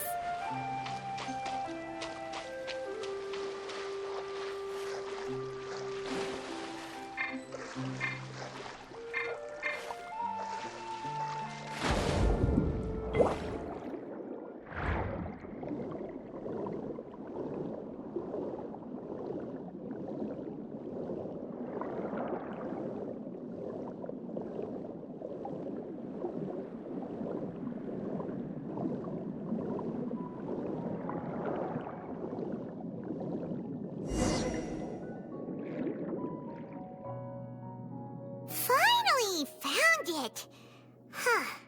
So this is the entrance that leads to the synth production base. It sure doesn't seem out of the ordinary at all. Ah, you're right. An important place like this is bound to have a ton of protective measures and mechanisms. Navia's probably arguing up a storm right now to stall for us.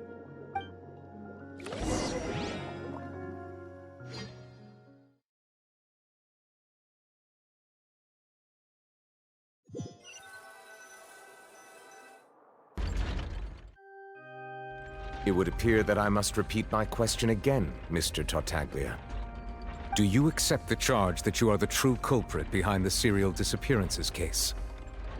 To be perfectly honest, I don't understand your country's complicated court system, or the reason why I'm being charged with something I've never even heard of. However, I did hear that people who have been charged can choose to participate in a duel to clear their name. Is that right? In which case, as long as I accept the charge, I can have an all-out fight with that champion duelist Clorend, right? I've got to admit, that's one of the most enticing offers I've ever received. When I privately sparred with her last time, she was obviously holding back. Real disappointing. Hey! Don't you understand? You're currently the prime suspect for a major case. This isn't the place for you to be looking for fights. Oh? Sounds like the Hydro Archon wants to lecture me on the ways of the Opera House. Then why don't you duel me too? I'm the kind of student that learns best in the heat of battle. No. That's not what I meant. Alas, it would appear that communication with the defendant is going poorly, and we have made very little progress. In that case, let me explain everything from the very beginning again. The goal of this trial is to determine the culprit behind the serial disappearances case. That case had nothing to do with him! You've got the wrong man! Huh? What's going on? Why is she interjecting again? I told you it couldn't be one of the Fatui Harbingers. Miss Navia, this is the second time you've interrupted the court proceedings. I only tolerated your behavior last time because you were able to provide the court with a key eyewitness. But that was an exception rather than standard court protocol. I can very well charge you with contempt of court for your interjections. Oh, please. Did you ever think I had any respect for this place's pointless theatrics? We can put that discussion aside for now. I'm not here to argue with you. I'm here to charge the true culprit behind the serial disappearances case. And if my charges prove true, then Tartaglia here will be proven innocent by default, correct? Oh, a young lady has charged in and offered to clear my name. How fascinating. Well, I'd gotten half bored to death by all these rules and procedures anyway, so I'll take you up on that offer. So, Your Honor, is there nothing else for me to do now? You may take a seat for now in the audience, but that doesn't mean the suspicions against you have been lifted. Now then, Miss Navia, who is the person you would like to charge instead? That person is...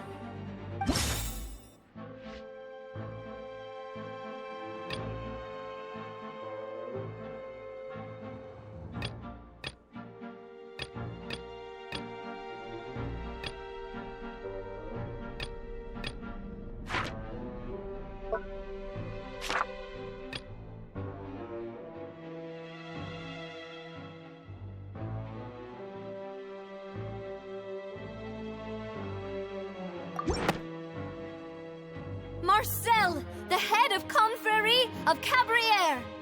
Huh? What confrérie? Never heard of them in my life. I've heard of them, but weren't they Spina di Rosula's sister organization? Oh, is this going to be a friends to enemies type situation? Please let me remind you, Miss Navia, that charging someone is an incredibly serious matter. Committing to the charge also means taking on the legal responsibilities associated with it. And if the charge fails, depending on the circumstances, you may also be charged with the crime of making a false accusation. Knowing this, do you still wish to charge this man? Yes, I do. In that case, I declare the charge to be valid. Miss Navia and attorneys, please take your places on the court. Members of the guards, please contact Mr. Marcel right away so that he may stand trial.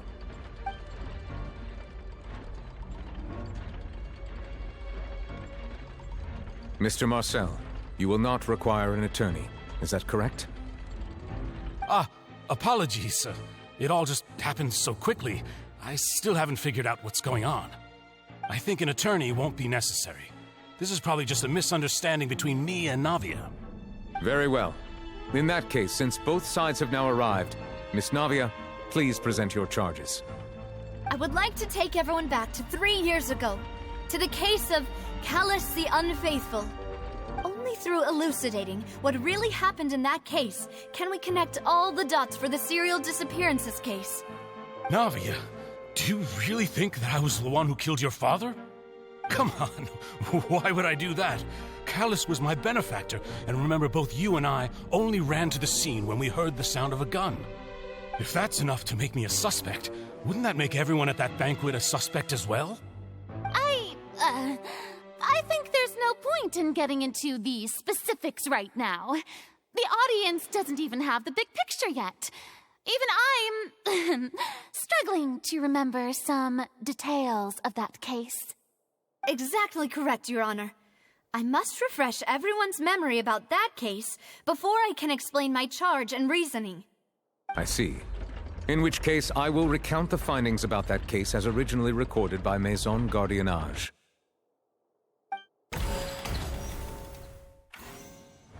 On the day of the murder, Spina di Rosula hosted a large banquet in a countryside estate owned by the Confrérie of Cabrières. During the banquet, all attending guests heard 2 gunshots from the courtyard. When the guests arrived at the scene, they found the primary suspect, Callus, holding a gun, while his acquaintance, Jacques, lay dead from a gunshot wound. The guards' investigation did not recover any other firearms from the scene. As a result, they concluded that the suspect's first shot must have missed, while the second must have taken Jacques' life. The suspect did not dispute this conclusion, and also declined to defend himself in court. Instead, he chose to prove his innocence through a duel. Callus was defeated by champion duelist Clarand in the ensuing duel, and soon succumbed to the injuries. These are the known facts about the case.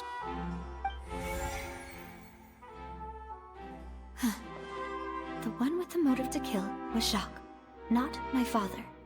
And even so, Jacques still had no reason to pull the trigger. In truth, the third person shot Jacques first, and was shot in turn by my father when my father seized the gun from him.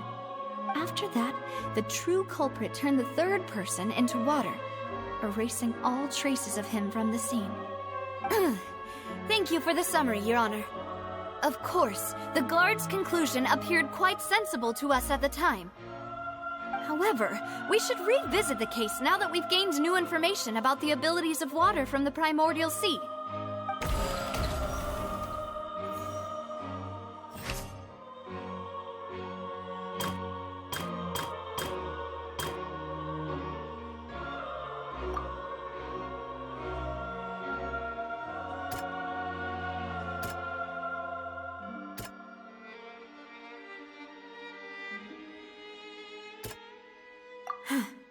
Something...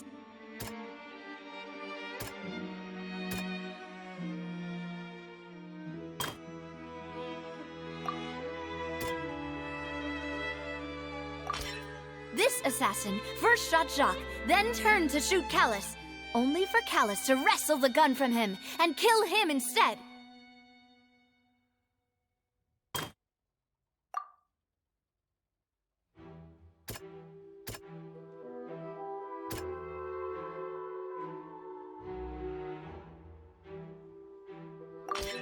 The testimony of the victim's family confirms that Jacques had thoughts of assassinating Callus when he set out for the banquet. However, in the end, he reconsidered, and instead shared everything with Callus, hoping to seek the latter's protection. Unfortunately for Jacques, the true culprit had already considered this possibility, and had sent out another assassin.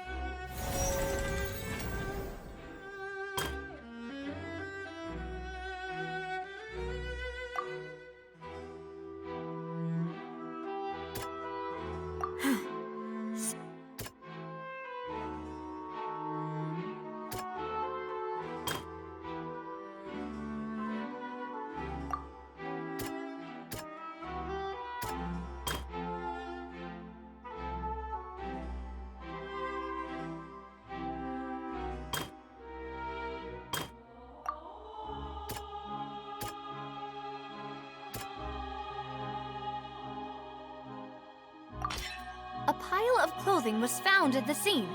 The guards once believed they were used by Jacques as a costume to disguise himself. But now, it is clear that the clothes were proof that there was a third person at the scene, and that they were turned into water after committing the murder. Since it was raining that day, the culprit was confident that they could use the rain to wash away all traces of their dissolved accomplice. Realizing this, the true culprit caused the hired assassin to dissolve into water, leading everyone to believe Callus was responsible for Jacques' murder. This is the true version of events.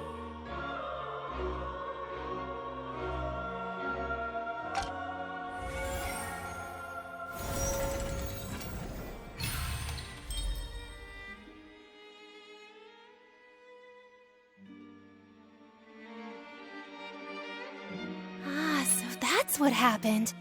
Wait, you're telling me something as dangerous as water from the primordial sea has been used for all these years? What a great theory. It also explains Callus's and Jacques' respective motives.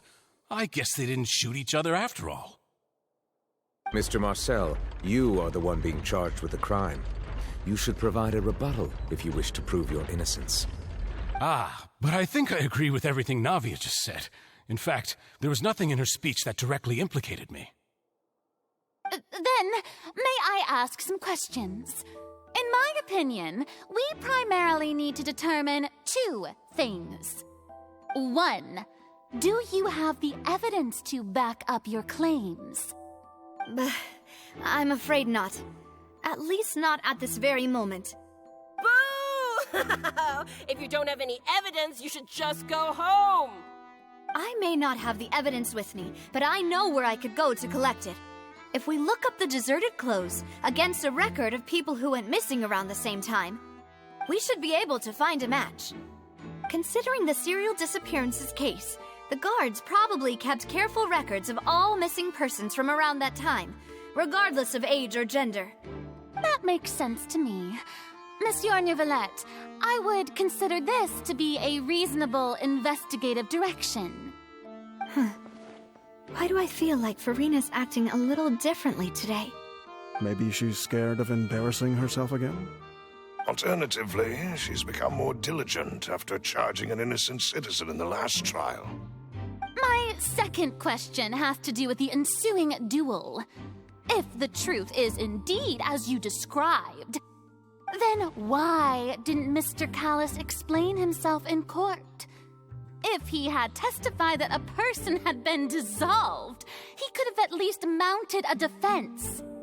I've thought about this too, and the answer is actually pretty simple. He felt there were things that were more important to him. The dissolving power of water from the primordial sea is an important secret for the true culprit of the serial disappearances case. My father could have exposed it for all to see, but he chose to take it to the grave. At that time, Spina di Rosula was in dire straits, and his reputation had already been shattered. He had no guarantee that going forward with the truth would allow the culprit to be brought to justice. What was certain, however, was that it would paint a gigantic target on my back. Boss once told me that Demoiselle had already been selected as the next target of the serial disappearances case. What? If the secret had gotten out, the culprit would have fought an all-out war with Espina right there and then. I wouldn't have been the only one in danger. All of us would have stood to lose our lives. Of course, the guards might eventually figure out the truth of the matter and determine that we were in the right. But what good would that do? How can a hollow verdict protect anyone?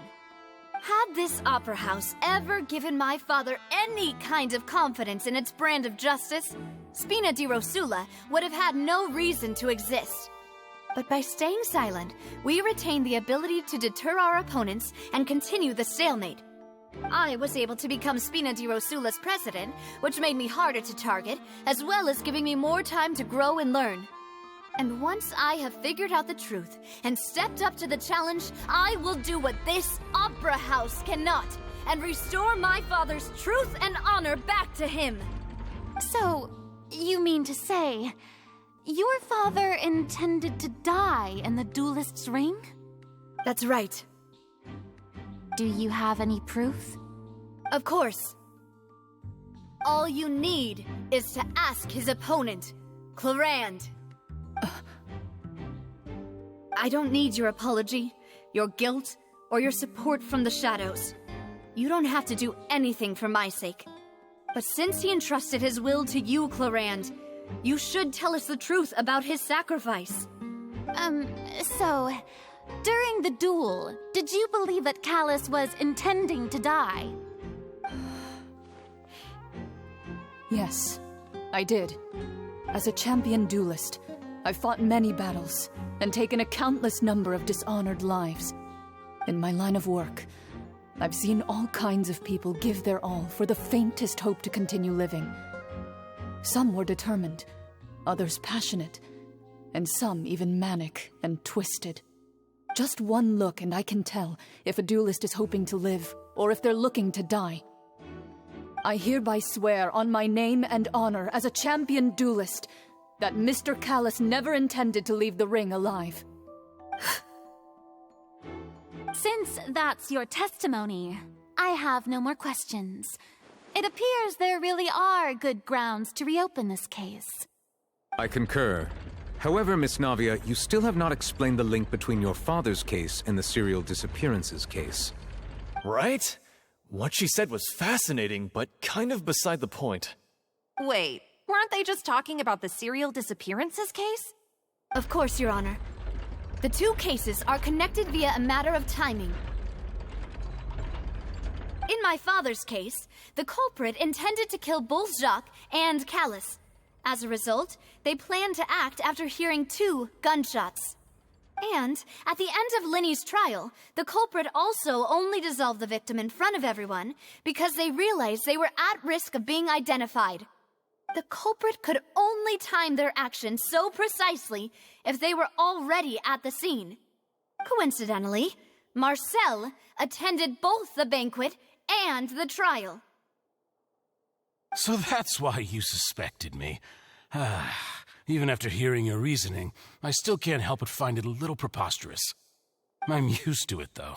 You've always been an impulsive and sentimental child, Navia. It's one of your most endearing traits. No need to appeal to pathos. I won't try to refute your points one by one, but even if everything you just said was true, can you prove that I was the only person present at both events?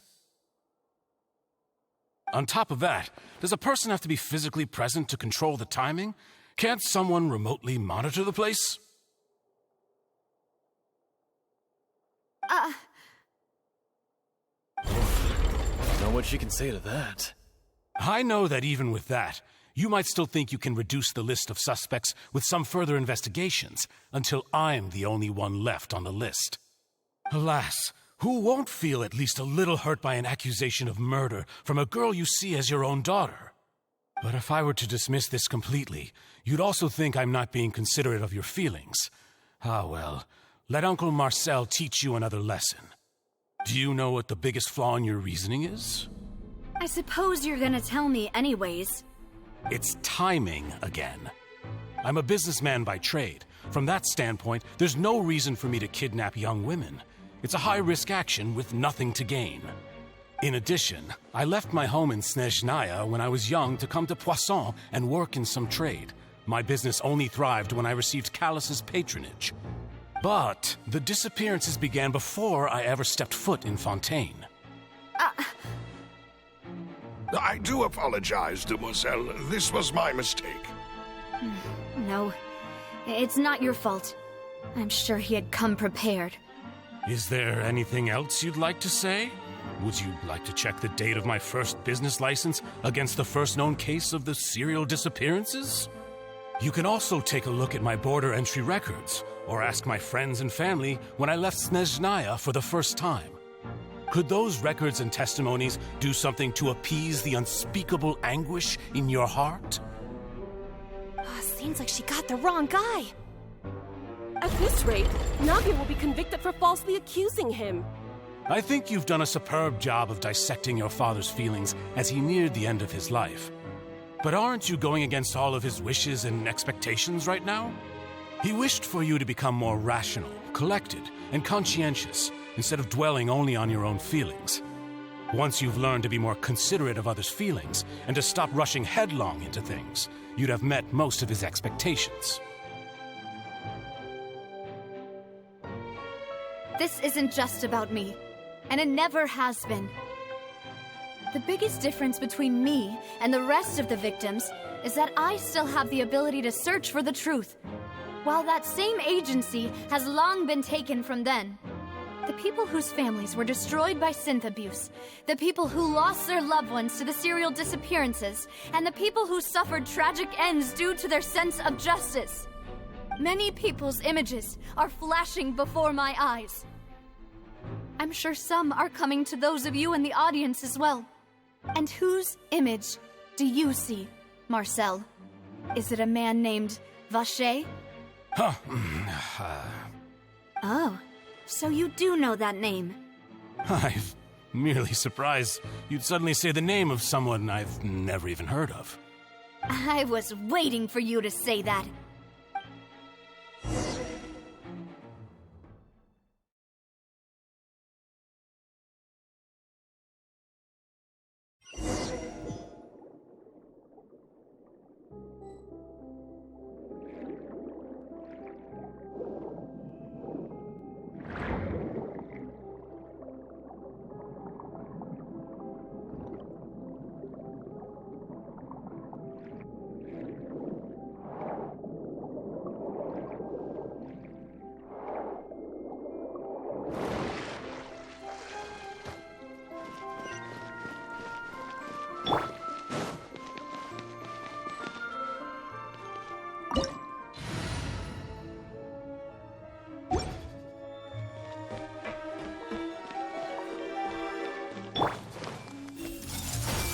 Right now. Emerge. Right now. Let's sweeten the deal!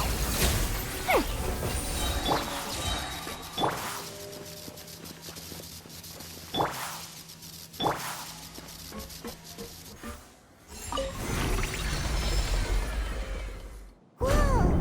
The floor is going up! Is it because of this mechanism in the middle?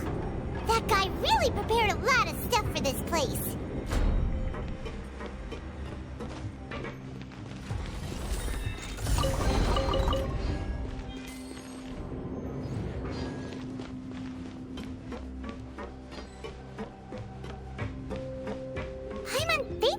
Go up, but Paimon doesn't see a way. Let's take a look around. Maybe we'll find a hidden mechanism that'll show us the way up.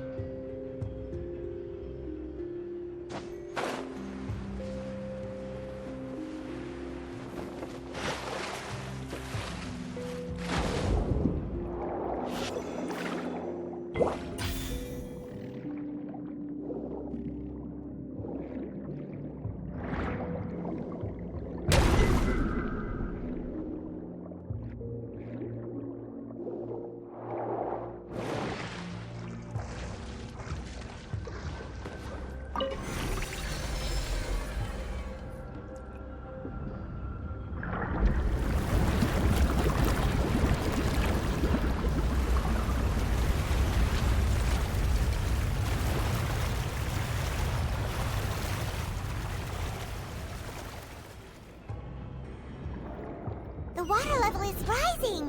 Now we can swim to the top. But this is still a ways away from where we need to go.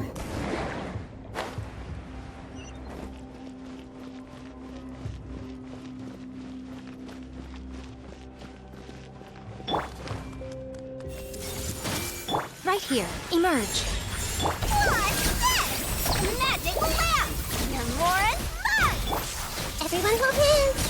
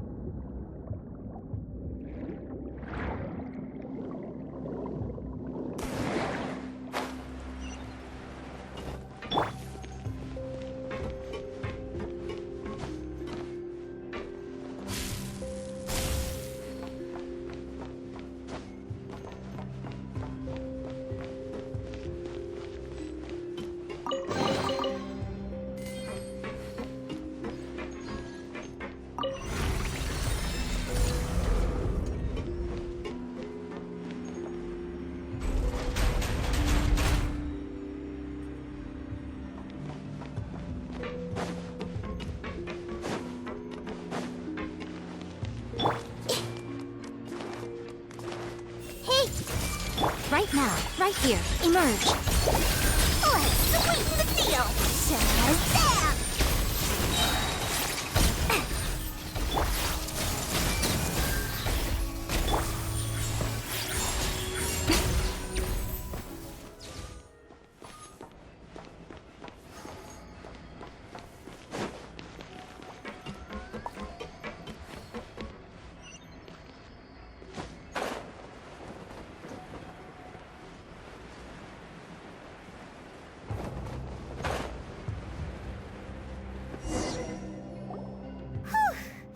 After all that, we finally made it to the innermost sanctum.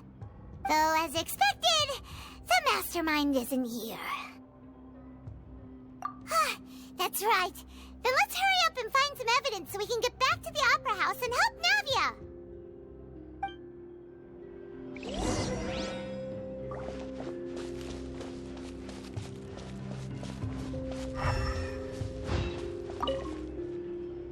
Let's see what's written here. Nothing escapes Detective Paimon's eyes. Callus. Navia's father. Oh, this seems to be an investigation report on him.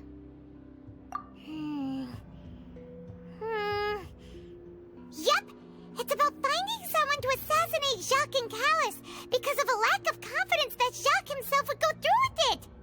This should prove the existence of the third person, right? We still have not determined the exact content of the key information Callus has passed on to certain members of his organization. The old dog's a real menace to deal with.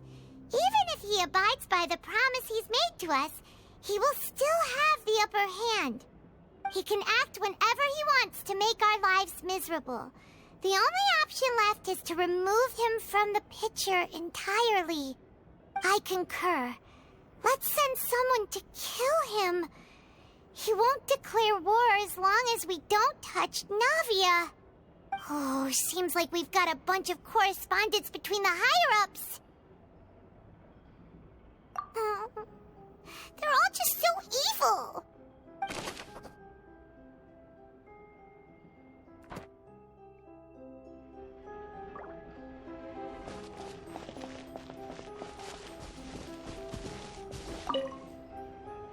Oh, look! There's an important-looking basin over here, and it's full of water. That means this is where they make all the synth, and that special water is the main ingredient.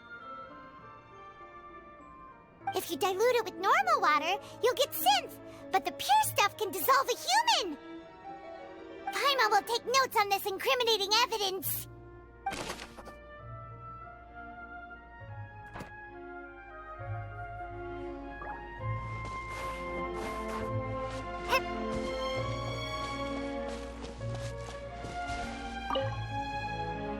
What's all this? It's a bunch of really cute things.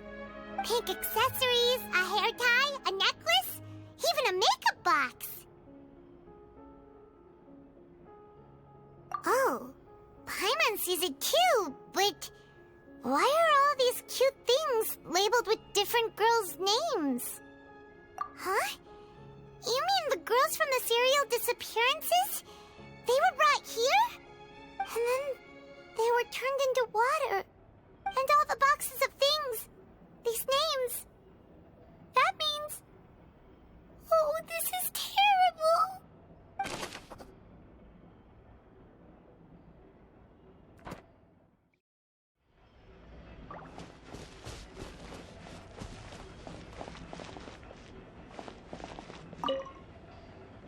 What's this over here? Looks like some kind of place for research. Experiment number 16 aims to verify Jacob Ingold's research conclusions on the primordial sea and use his theory as a foundation to achieve a breakthrough. The experiment was a failure. No individual managed to resurface from the water from the primordial sea. Female specimens 22, 23, and 24 were dissolved. Sorry, Traveler. Paimon will try her best. It's just that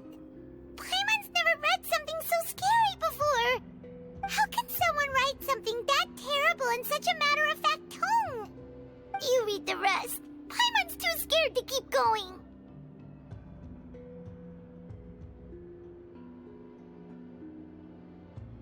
So that's why he did all of these experiments. But did he really think he'd be able to find a way just by dissolving people over and over? That's just insane! Huh? Isn't that the name you heard by the fountain? Paimon thought he was an eyewitness in the serial disappearances case. You mean Vache is the one who did all of these... experiments?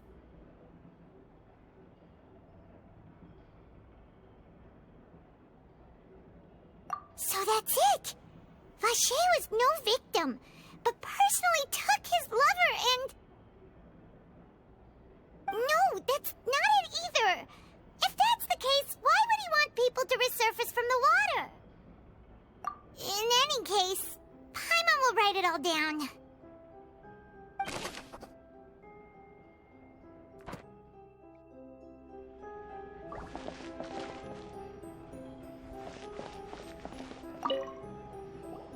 Whoa! There's so much synth here! And so many bottles of ingredients that probably just contain the waters of the primordial sea. Mixing in progress, ready to drink, stock sample? Huh. They've also got all the synth pretty clearly labeled. Whoa, there's even fruit-flavored synth? Yep, it's super obvious.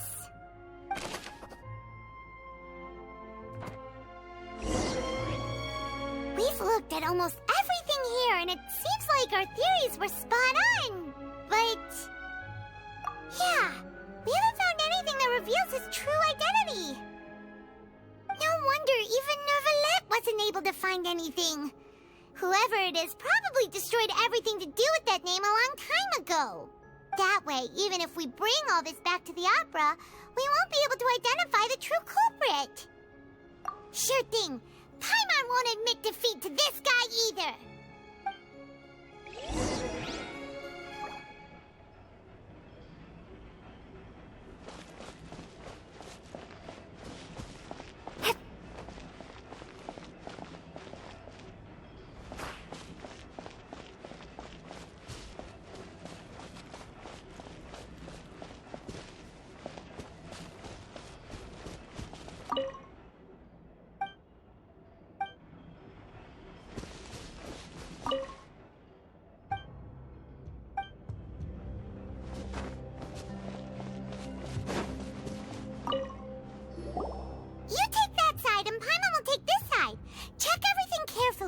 We'll find something for sure.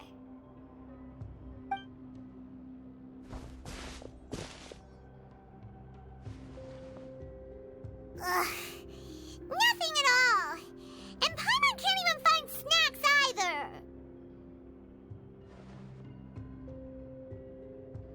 Whoa, really? Let Paimon see. Vinier. Isn't that Vache's lover's name? Then you found her diary. Let's see. Aw, it's just a normal diary chronicling their love story. She was so sweet, too. Oh, Paimon feels even worse for her now.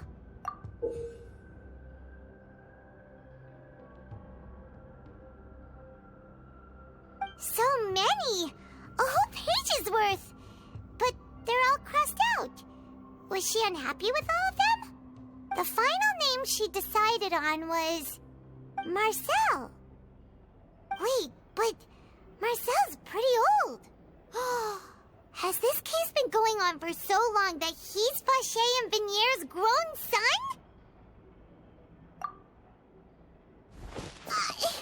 Hey! Paimon still hasn't figured it out yet.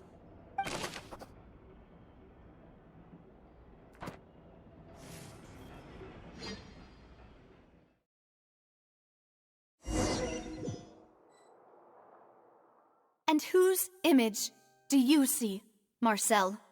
Is it a man named Vacher? Oh, so you do know that name. I'm merely surprised you'd suddenly say the name of someone I've never even heard of. I was waiting for you to say that. Navia! We're back! As expected of my partner. I just knew you'd return in the nick of time. Just how often do you intend to flout the rules of this court? It's all right, Monsieur Neuvillette. Given their confidence, I expect they've found the crucial evidence.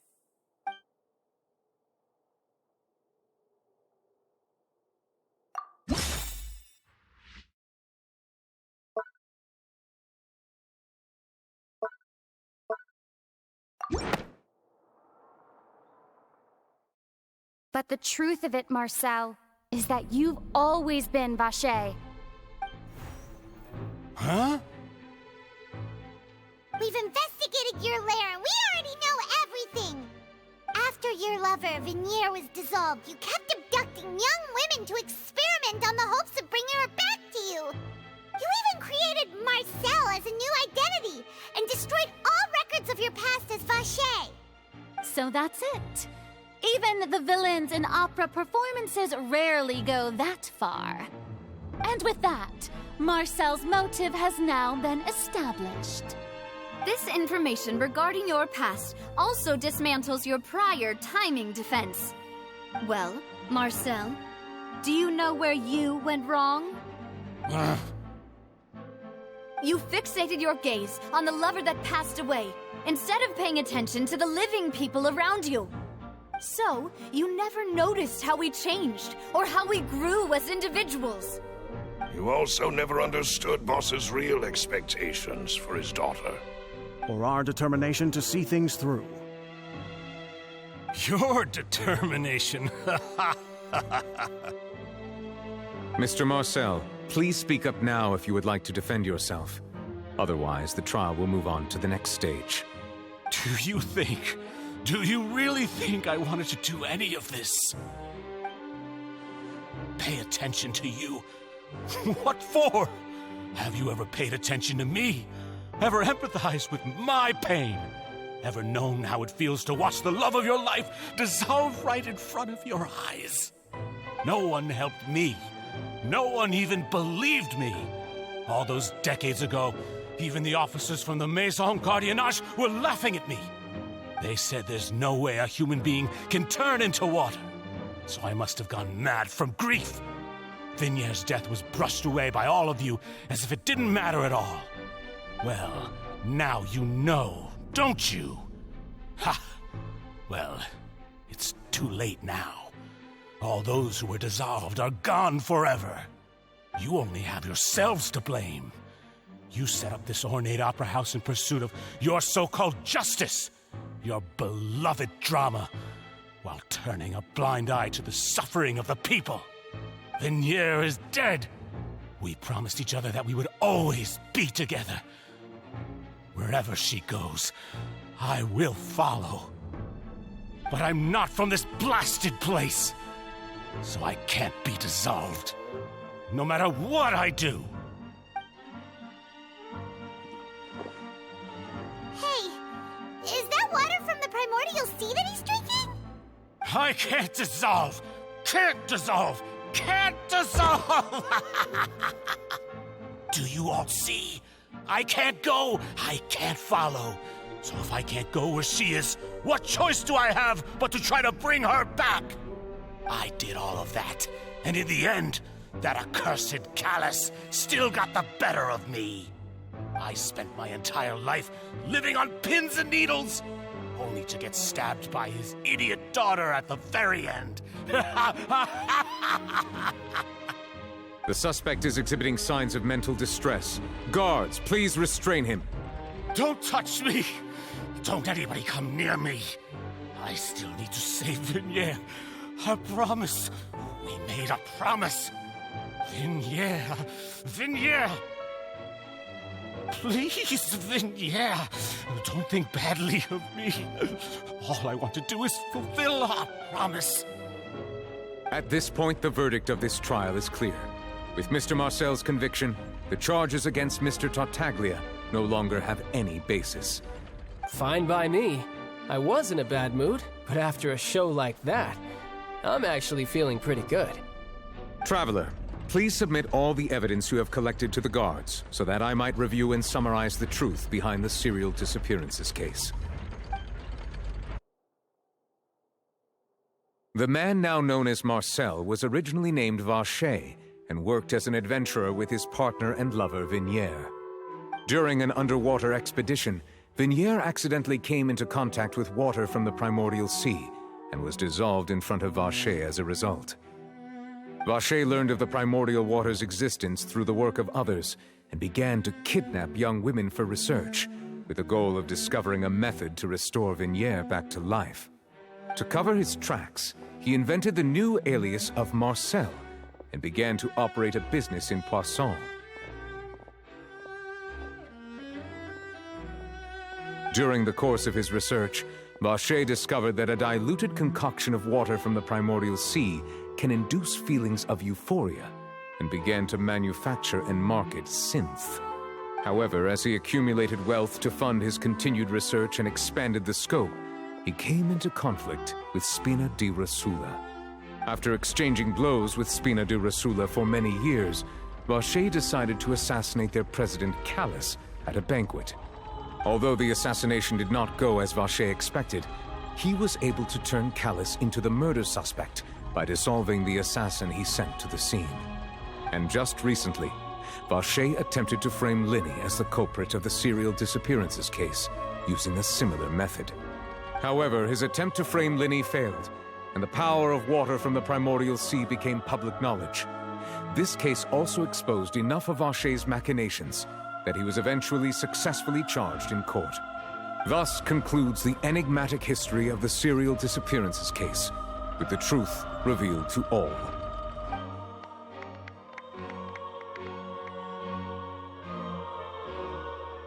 The Oratrice will now deliver the final verdict regarding the charges against Mr. Vacher.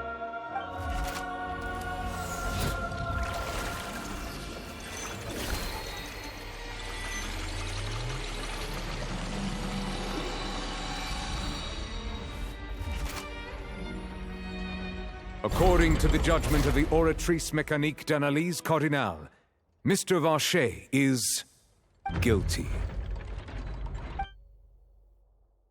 Guards! Take Vacher away. Good. It's what he deserves. With that, the serial disappearances case is over now. We really just witnessed history. Who would have thought the true culprit would be such a polite and well-spoken guy? Yippee! We helped Navia bring the bad guy to justice! He's hurt so many innocent people and now he's finally getting what he deserves! Huh? Are you okay? Demoiselle, you were absolutely brilliant. The day our late boss had always hoped for has finally come. You can rest easy now, knowing justice has been served. Yeah. It's finally over. It's all thanks to you guys. And my partner. See, Papa? Spina di Rosula's still doing well with me at the helm. Well now, hasn't this been a most delicious piece of drama? The villain has been caught, justice has been served, past wrongs have been righted, and it's a big ol' happy ending.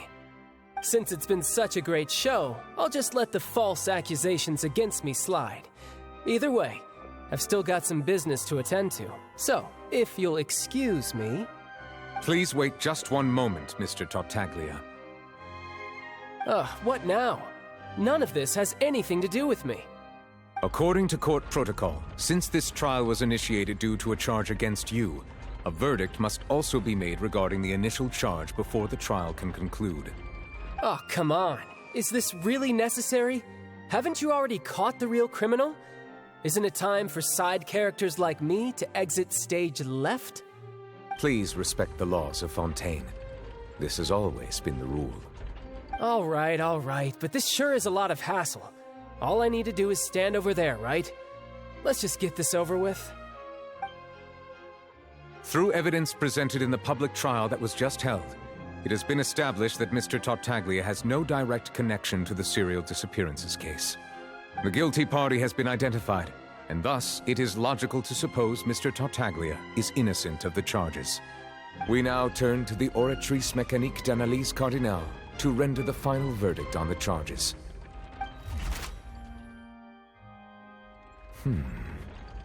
According to the judgment of the Oratrice Mécanique d'Analyse Cardinale, Mr. Tartaglia is guilty. What? Hey! That's not funny! Didn't you just say I'm supposed to be innocent? What's with this verdict? Is your justice machine malfunctioning? Huh? This has never happened before. The Oratrice actually returned a different verdict from the Chief Justice. I mean, have you ever heard of an innocent Fatui Harbinger? Do you think the Oratrice might have just convicted him on general principle? But weren't the charges about the serial disappearances case? No matter what else he's guilty of, it shouldn't affect the verdict in this case, right? The judgment of the Oratrice Mécanique d'Analyse Cardinale is, by law, the final verdict of the court. We must accept the guilty verdict. Guards, please take the suspect into custody per court protocol.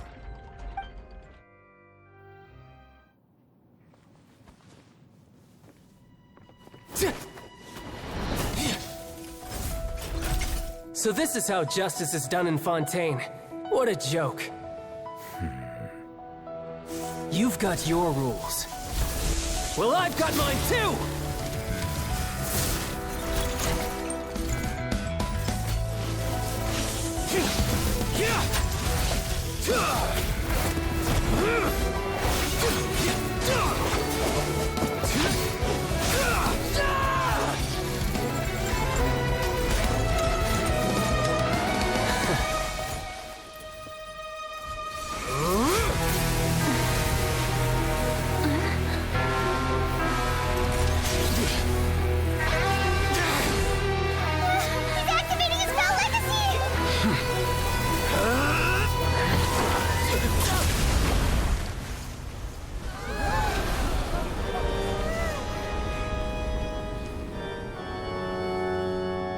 I am sorry. If you have been wronged, we will find the truth. But the rules of the court must be upheld.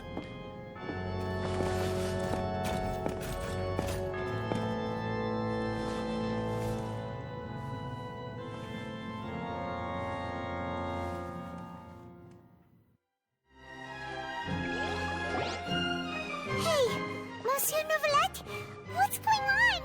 Shouldn't they have been cleared already? Apologies. This is also the first time I've encountered such a situation. However, according to the rules established at the conception of Fontaine's court system, the Oratrice's judgment is the final verdict of the court. All I do is follow court procedure. As for why the Oratrice arrived at the conclusion it did, you should probably ask someone more knowledgeable than me.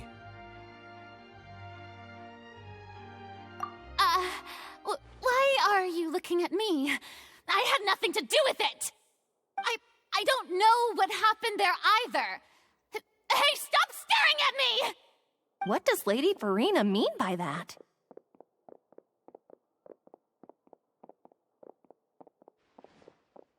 She says she has no idea either? But that's impossible. Didn't she create the Oratrice herself? Yeah, so are the verdicts reliable or not? Can results like this really be called justice?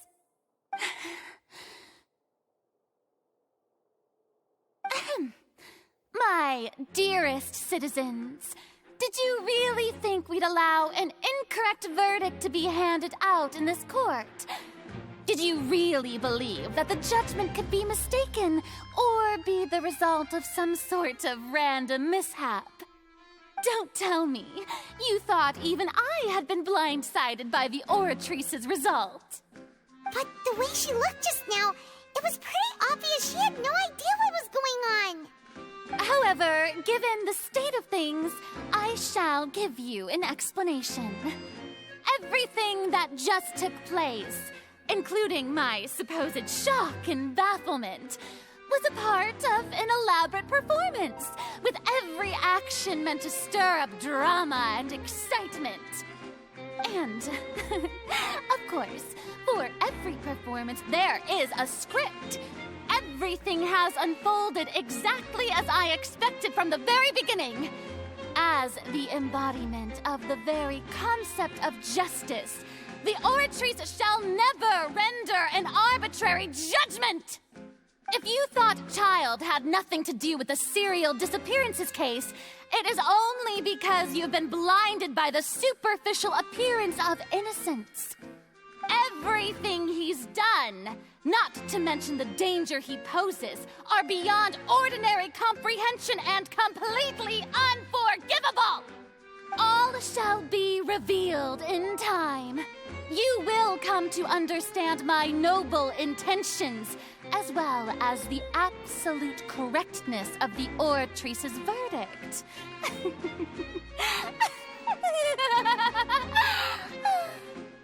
Now, having said that, although I hate to leave things hanging in suspense, it is now time for this performance to end. As the lead actress, I shall be the first to take my leave. Toodaloo! So she chose to make her escape after all, did she? So you're saying we shouldn't put much stock into what she just said? She probably just put on that performance to save face. As for the truth, it's unlikely that she actually has any idea. However, please be assured that I will continue to investigate this case in a personal capacity. Just as I promised, if the judgment has been incorrect, we will do our utmost to clear his name. All right. Even though we feel pretty badly for him, we'll take your word for it for now. After all, he's done plenty of bad stuff, so he should have known he'd go to prison someday, right?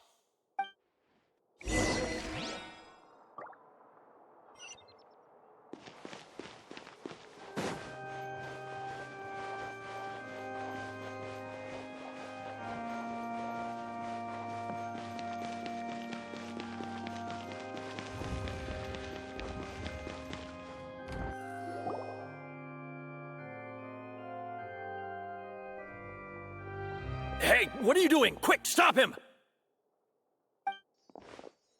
Traveler! Hey! Traveler!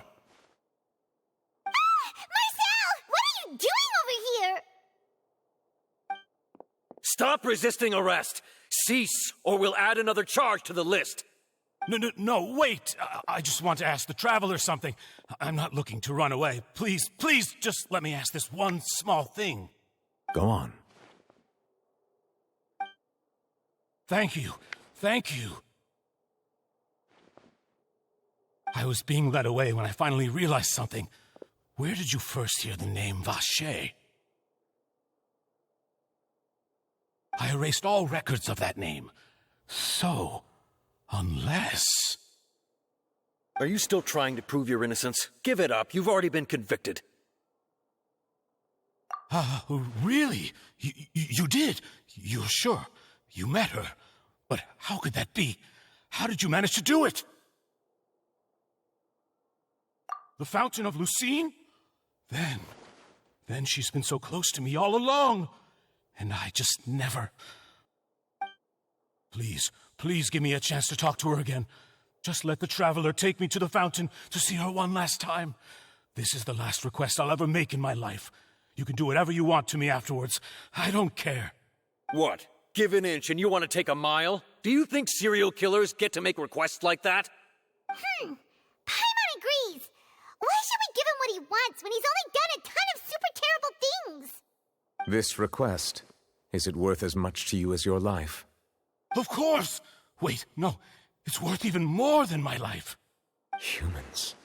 Will they betray the instinct to live just to satisfy spiritual needs? Very well. I will grant your request. Your Honor, I fear that... I will go with him. You do not need to worry about any escape. In that case, I shall leave him in your most capable hands, Chief Justice. Thank you, Your Honor.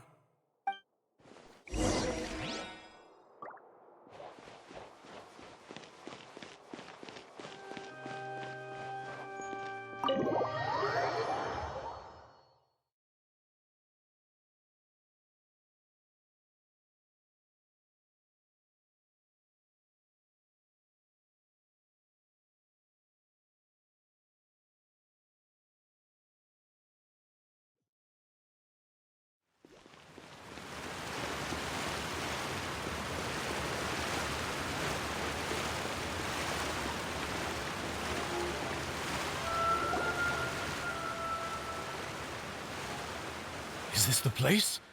You said she's here, but what do I need to do to see her?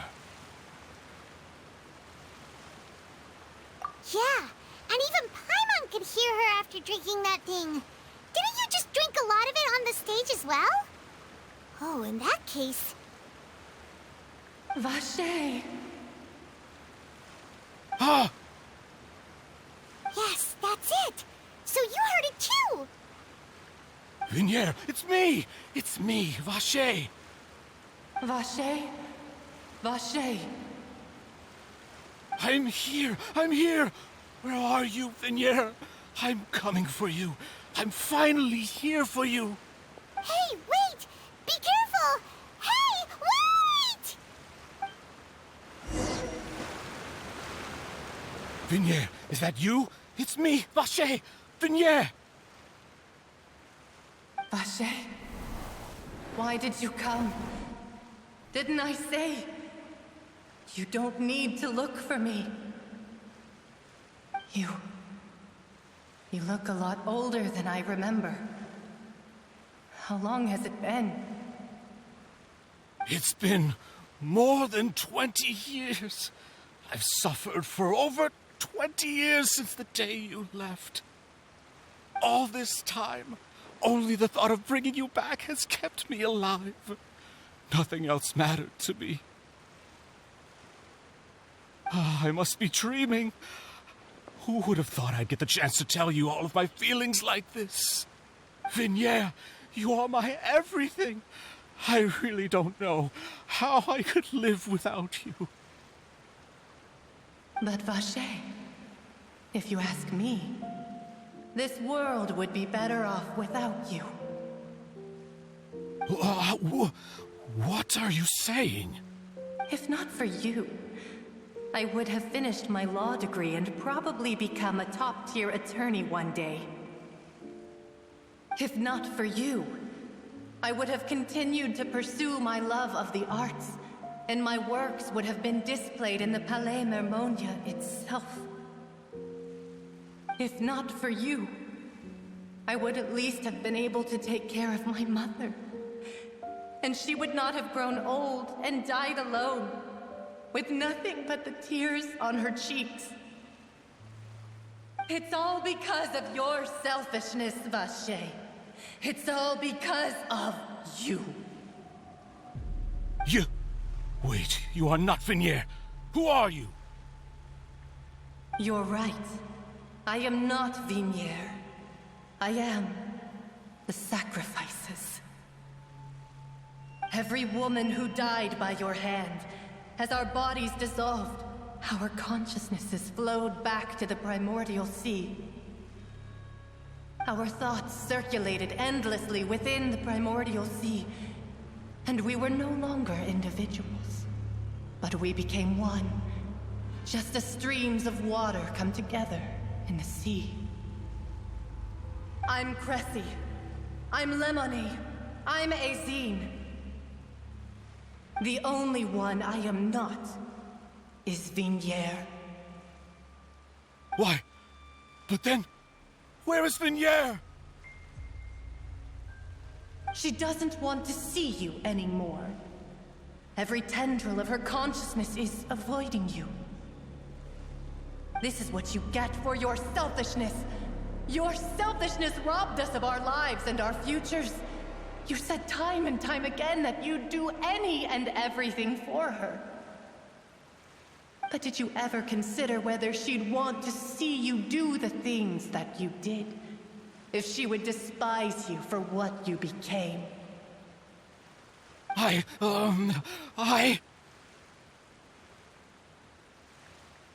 You are a liar, a heartless murderer, and a cowardly narcissist.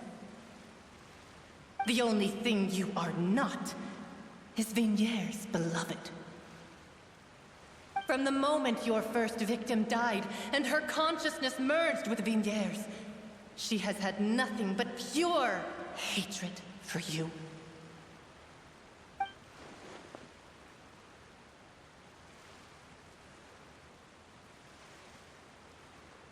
No! Vidier! She can't hate me. Let me see her. Please, have mercy. You still don't understand.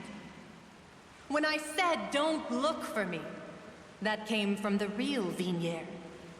She really doesn't want to see you anymore.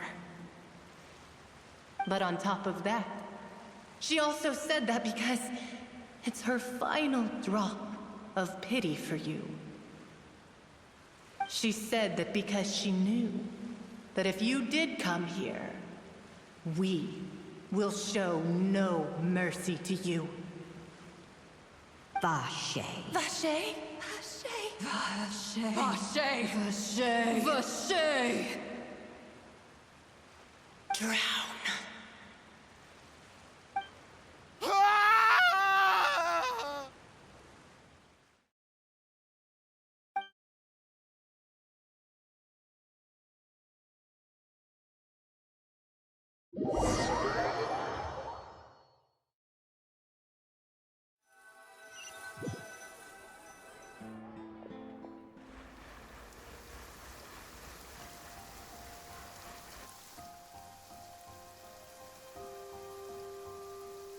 Finally, we have some time to do shopping. Gosh, it's really been a long time since we've been able to relax.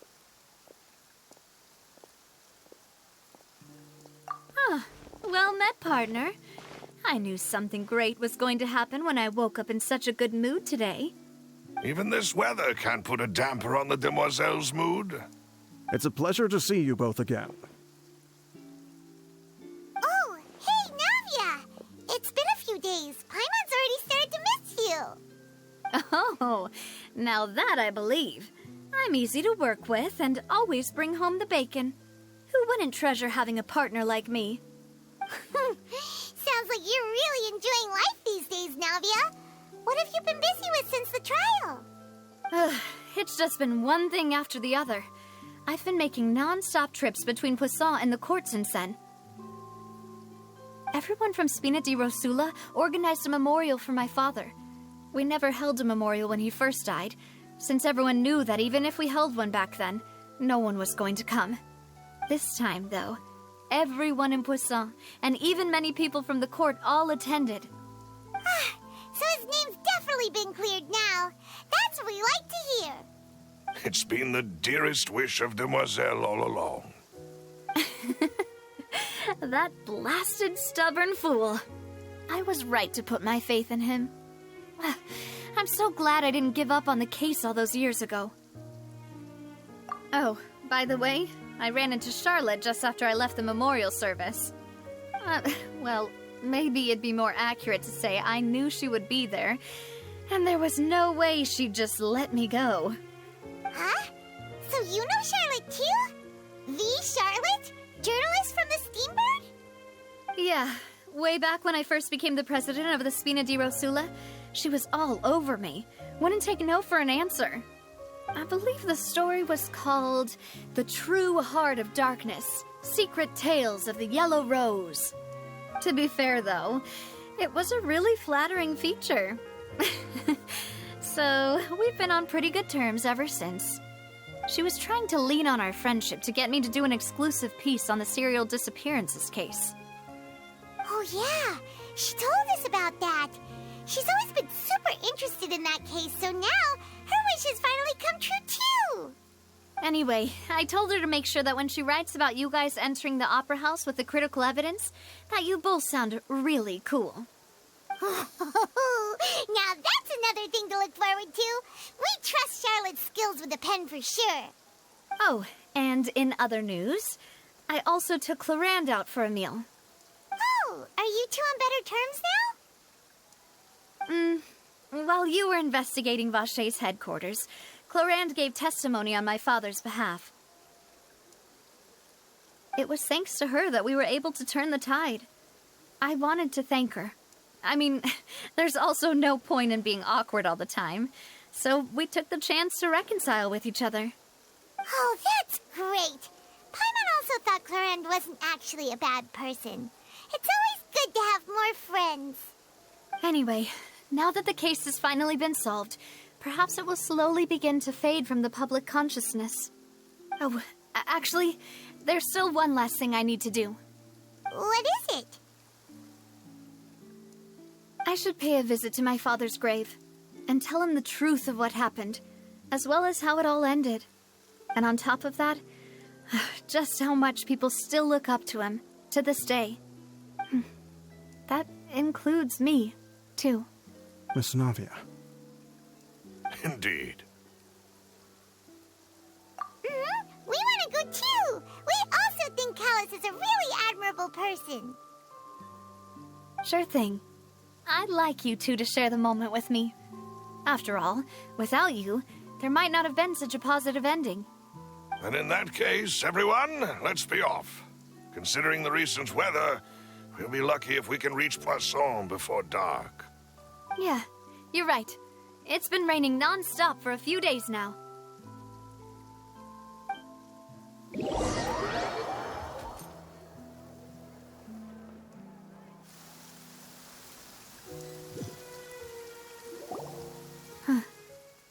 This is where my father's grave is. To be perfectly honest, even I haven't been back here for a long time. Huh? There's someone there already. Wait. That figure.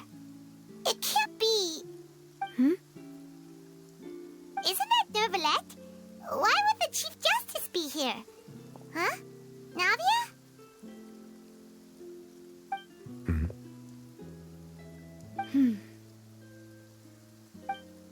My apologies. I should have asked before coming to pay my respects. Don't say that. Sorry about that. Oh, I was trying to say there's no need for you to apologize. I wanted to show my father how much I've grown, but still, I doubt I've grown to the point that even the Chief Justice would feel compelled to apologize to me over and over. In that case, I will stop apologizing for now.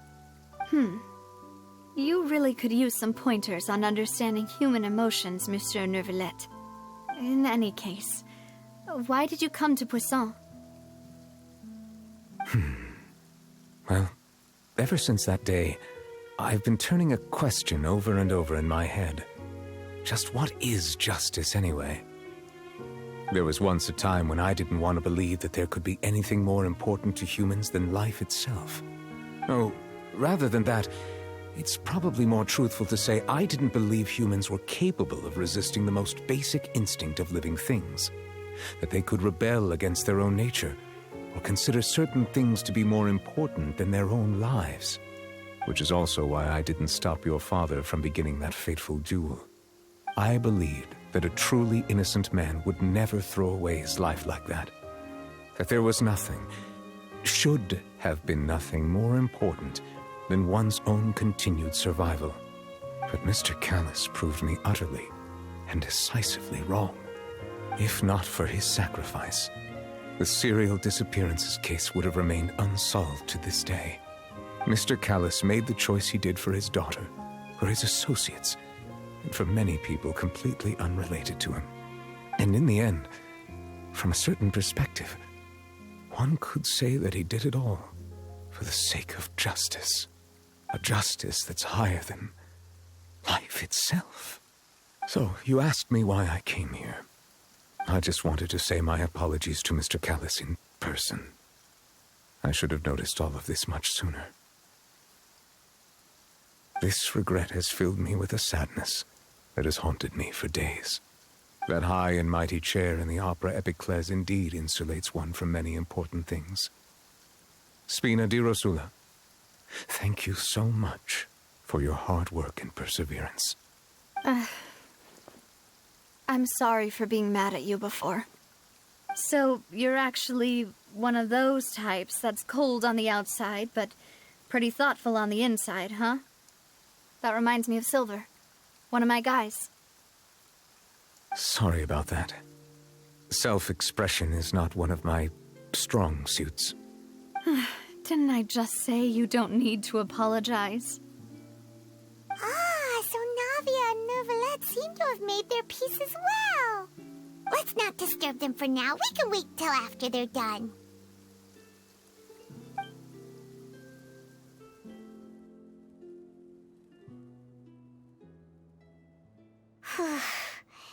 Paimon's never paid respects at someone's grave before. Did Paimon do anything rude there? Huh? Oh, Paimon didn't know that was a thing. But Paimon doesn't know what she would do if she can't fly. Oh no. Paimon hopes Miss Navia won't be too mad. Anyway, Neuvillette is still standing around there. It's not often that we can catch him alone like this, so why don't we go talk to him for a bit? If we can't talk to Lady Farina, we can at least talk to him, right? Come on out.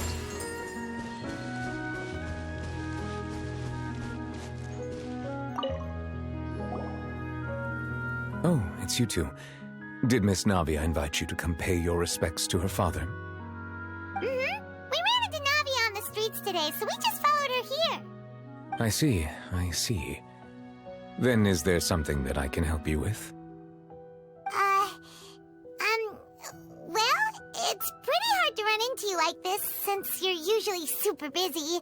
So we figured we could try to ask you a few questions, if that's okay.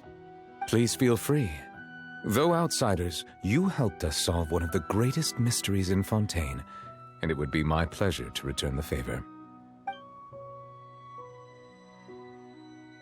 So, at court, the bad guys referred to that special water as water from the primordial sea, but what is it really?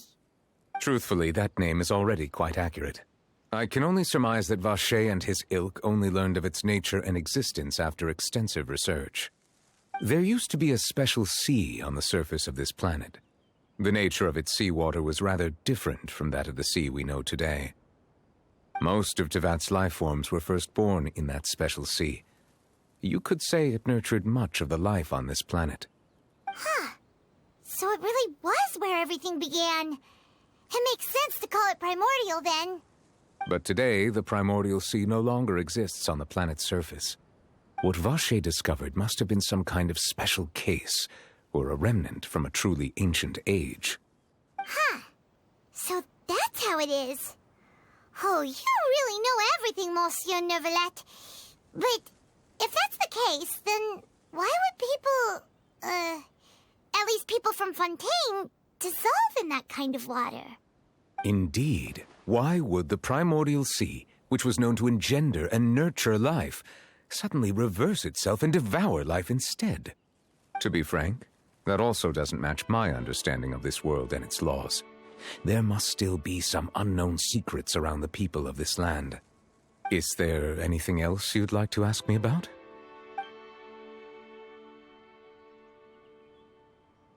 That the sea levels will rise and everyone will be dissolved in water, leaving Farina crying alone on her throne, but the sins of the people will be finally washed away for good. Does that appropriately summarize the version you've heard? That's right!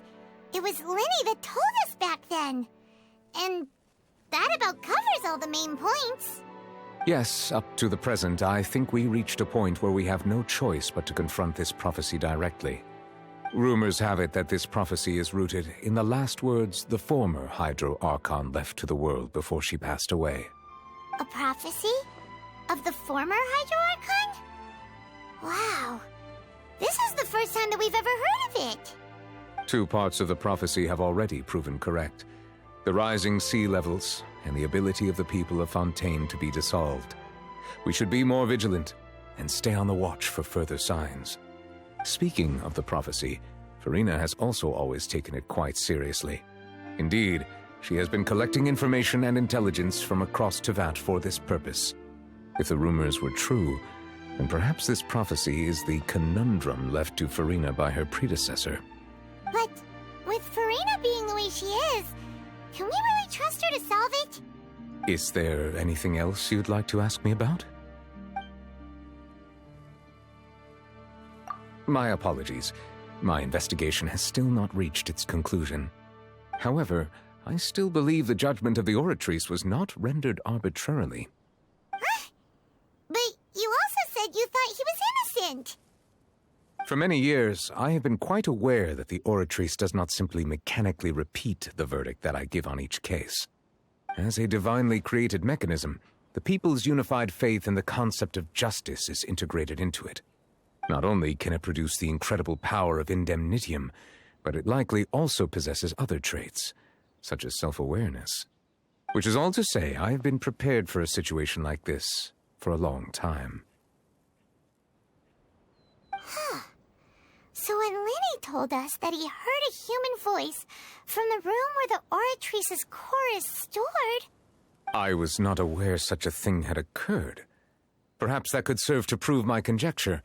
I will add that to the list of items to investigate. In any case, I am inclined to believe that the Oratrice does have a methodology all its own. We just do not have enough information. Based on Farina's reaction, I doubt even she had any idea what was going on. She managed to bluff her way through it, though, with her time-tested twin tricks of bravado and drama. While we do intend to get to the bottom of this, for now, we regret to say that the Fatui Harbinger will just have to bide his time in the fortress of Meripede. If we did incorrectly convict him of crimes he did not commit, we will most certainly compensate him to the fullest extent allowed by the law. If you ask Paimon, the only compensation he'll want is a no-holds-barred fight with you. Is there anything else you'd like to ask me about? Your sibling, another blonde-haired traveler. I'm sorry, but I've never seen anyone who matches that description. If he ever stepped foot in Fontaine, I'm sure he followed our laws to the letter and had no reason to appear on the stage of the opera Epicles.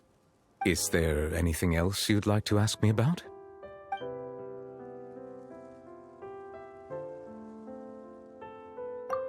Very well. It was my honor to provide you with what answers I could. I very much enjoyed conversing with you. It will soon be time for me to leave this blissful tranquility behind and return to Palais Memoria. You really are super busy, Monsieur Neuvillette. Paimon thought you only came here to pay your respects today because you had the day off. Crime and villainy do not have the day off, and so justice must work around the clock as well. This is merely the nature of a justice's work. All right. You've got a point. Huh? Paimon just noticed that the rain has stopped.